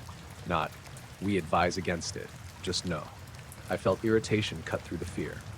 You don't get to tell me where to fish. The tall man looked at me with something close to pity. We can't tell you anything. We can only document what you do next. That was worse than a threat. I asked for their names. The tall one said, Mr. Hale. The shorter one said, Mr. Porter. No first names, no agency, no cards. I asked for ID. Mr. Hale reached into his coat, then stopped. He looked at Mr. Porter. Mr. Porter gave a tiny shake of his head. Hale smiled. Identification would complicate the record. I laughed once because it was that or yell. You two are really bad at sounding official. Porter's smile widened slightly. We're not official. Hale closed the notebook. We appreciate your cooperation, he said. I didn't cooperate. You answered? You answered. Before leaving, Porter paused at the porch steps. He turned back to me and asked, very casually, have the fish started surfacing yet? I didn't answer. He nodded like my silence was enough. Then they walked to the sedan. The car had a rear plate, I noticed then, but it was blank. Not missing, not covered. A a smooth white rectangle where numbers should have been. They got in, no engine sound, no reverse lights. The sedan rolled backward down the driveway, turned onto the road, and disappeared behind the rain. I stood on the porch until my socks got damp from windblown water. That night, I barely slept. Around 3 in the morning, I woke to the sound of water. Not rain. Rain had stopped hours earlier. This was lapping. Soft, steady, close. I got out of bed and walked through the dark house following it. The sound seemed to come from the kitchen, then the mudroom, then the back door. When I opened the door, the yard was quiet. The creek behind the shed was running high, but not unusually. No water near the house. No smell except wet leaves. Then I noticed my fishing boots by the back step. They were full of water, both of them. Filled to the top, path top, perfectly still, reflecting the porch light. I dumped them out and went back inside. The next morning, I drove to Ashford. I didn't take the boat. I told myself I just wanted to look from the dam. The sky was clear, bright and cold, and the reservoir looked normal from the overlook. Gray-blue water, a few gulls, a state maintenance truck parked near the spillway. For 10 minutes, nothing happened. Then I saw the first fish, a largemouth bass, maybe 3 pounds, that floating belly up near the rocks below me. Then another. Then 3 more near the intake tower. I walked down the path to the shoreline. The closer I got, the more I saw. Bluegill, crappie, shad, all floating still in the little coves, their pale bellies catching the morning light. Not everywhere. That was the strange part. Only in a wide arc near the old roadbed. I called the reservoir office again from the parking lot.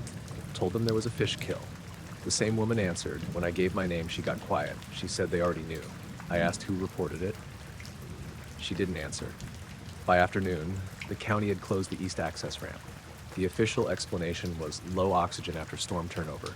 That happens in reservoirs sometimes. Fish die, water gets weird, people move on. But old Ray Muller, who'd fished Ashford longer than anyone, told me he'd never seen a kill like that after a cold rain. Wrong season, he said. Wrong water. 2 days later, I found a dead fish in my driveway. It was a crappie, stiff and dry, lying behind my truck, like someone had placed it there. Ashford was 15 minutes away. No animals had chewed it. No mud on it. No smell. There was a small round mark behind its gill, black at the edges. I shoveled it into a trash bag and drove it to the dump. For the next week, I saw the black sedan twice. Once outside the grocery store, parked across the lot with nobody inside. Once near the reservoir gate, sitting half hidden behind a line of pines. Both times, when I looked again, it was gone. I stayed away from Ashford for almost a month. When I finally went back, it was early morning and calm. No storm, no strange light. Just mist rising off the water and a heron standing near the reeds. I launched the boat because I was tired of being scared of a place I'd known my whole life. Out near the old roadbed, my trolling motor cut out. The water around the boat went flat. I mean perfectly flat. The rest of the reservoir had small ripples from the breeze, but around me there was a smooth circle maybe 30 feet wide. My boat stopped rocking. The air felt thick. I reached for the ignition. Before I touched it, something bumped the bottom of the hull. Not hard, just one dull tap, then another. I looked over the side. Fish were gathering under the boat. Dozens of them. Bass, bluegill, carp, all just below the surface, facing the same direction. Not feeding, not circling, facing down, like something beneath them had their attention. I didn't wait. I grabbed the paddle and moved until the trolling motor kicked back on. The flat circle broke behind me with a soft slap, and the wind hit the boat again. At the ramp, my truck started on the second try. A folded note was tucked under the windshield wiper. The paper was dry, even though mist covered the glass. It said, "Water response delayed. Thank you for confirming." I drove home without the boat tied down properly and had to pull over twice to fix the strap. That evening, just after sunset, the landline rang. I hadn't used that phone in years. It came with the house, and I only kept it plugged in because my cell service was bad. I answered without thinking. For a few seconds, there was only a low hum, like wind over a bottle. Then Mr. Porter's voice said, "Mr. Norris, please avoid eating anything caught from Ashford." I didn't say anything. He added, "For now." The line clicked dead. I unplugged the phone. I haven't fished Ashford since. Sometimes I drive past the reservoir on my way into town. Most days it looks normal. boats on the water, kids at the picnic tables, gulls over the dam. But if the sky is dark and the wind comes over the ridge the right way, I can see the old roadbed area from the highway. There's always one patch of water that looks smoother than the rest. I noticed the compass before I noticed anything in the sky. I was about halfway along a ridge trail in the San Juan Mountains, a little outside Silverton. It was late afternoon, maybe around 6:30, and the sun was already dropping behind the peaks. The air was cooler up there, thin and dry, with that faint metallic smell you sometimes get in high elevation. I'd hiked that trail before. Not often, but enough to know it well. The ridge runs narrow for a stretch, with a steep drop on one side and a gradual slope on the other. The path itself is easy to follow, just packed dirt and loose rock. I had my phone out because I was checking how much farther I had to go before turning back. That's when I noticed the compass. It wasn't pointing straight north. Not exactly. It was off by just a little. At first, I thought it was just calibration. Phones do that sometimes. I held it flat, moved it in a figure eight, tried to reset it. The needle steadied, but it didn't correct. It stayed slightly off, not spinning, not erratic, just wrong. I frowned and looked around. There was nothing nearby that should interfere with it. No metal structures, no power lines, just rock, dirt, and scattered trees lower down the slope. I slipped the phone back into my pocket and kept walking. A few steps later, I felt something else. A faint pressure. Not in my ears exactly, more like in my head. Like the moment before a headache, but without the pain. I stopped and stood still. The wind had died down. The ridge felt unusually quiet. I reached for my phone again and checked the compass. Still off. Same slight angle. I turned my body slowly, watching the needle. It responded to my movement, but it never lined up perfectly. Always just a few degrees off. I looked up at the horizon. The sun was nearly gone now, just a faint glow behind the mountains. The sky above it was darker, shifting toward blue-gray. That's when I saw it. A dim glow just above the horizon line. It was faint enough that I almost missed it. Not bright like a light source, more like a soft patch of illumination in the air. I stood there, staring at it. The glow didn't spread, didn't move. It just sat there, hovering above the distant peaks. I tried to tell myself it was the last of the sunlight catching something. A cloud, maybe. But there weren't any clouds. The sky had been clear all afternoon. I took a step forward. The gravel shifted under my boot. The glow stayed in place. Then it pulsed, just once. A brief increase in brightness. Not sharp, not sudden. More like it swelled slightly, then returned to its original dim state. I felt that pressure in my head again, stronger this time. I swallowed, trying to clear it. It didn't help. I looked down at my phone. The compass needle had moved. Not much, but more off than before. I turned slowly, watching it. The needle lagged behind my movement for a second, then caught up, but it still didn't settle correctly. I looked back up at the glow. It hadn't moved. The color was hard to pin down. Not white, not yellow. Something in between, but muted. Like it was being filtered through something. The air around me felt still. Too still. No wind, no sound. Even the faint rustle of leaves from below the ridge had stopped. I took another step forward. The glow didn't react. I waited. Nothing changed. Then, slowly, it began to fade. Not disappearing all at once, just becoming less noticeable. Like my eyes were losing the ability to see it. Within a few seconds, it was gone. The horizon looked normal again, just the dark outline of mountains against the sky. I stood there for a moment, trying to process it. Then I looked down at my phone again. The compass needle snapped back to normal, perfectly aligned. I turned in a full circle. It stayed steady, exactly where it should be. The pressure in my head eased, not instantly, but gradually. I exhaled without realizing I'd been holding my breath. The wind picked up again, lightly brushing against my jacket. I could hear it moving through the trees below. Everything felt normal. I checked the time, 7:02 p.m. That made me pause. I was sure it had been closer to 6:40 when I first noticed the compass. It didn't feel like I'd been standing there that long. I tried to think back. How long I'd been watching the glow, how long the needle had been off. It didn't add up. I stood there for another minute looking out over the horizon. Nothing else appeared. No light, no movement, just the fading twilight. Eventually, I turned around and started heading back down the trail. The path felt familiar again, solid under my feet. But every few steps, I found myself checking my phone, watching the compass, making sure it stayed aligned. It did, all the way down. When I reached my car at the trailhead, I sat there for a minute before starting the engine. I pulled my phone out one more time. The compass was still steady, pointing exactly north. I set it down on the passenger seat and looked up at the ridge. The sky above it was completely dark now. No glow, no movement. But for a second, I thought I saw something faint, a small shift in the darkness above the horizon. Then, it was gone.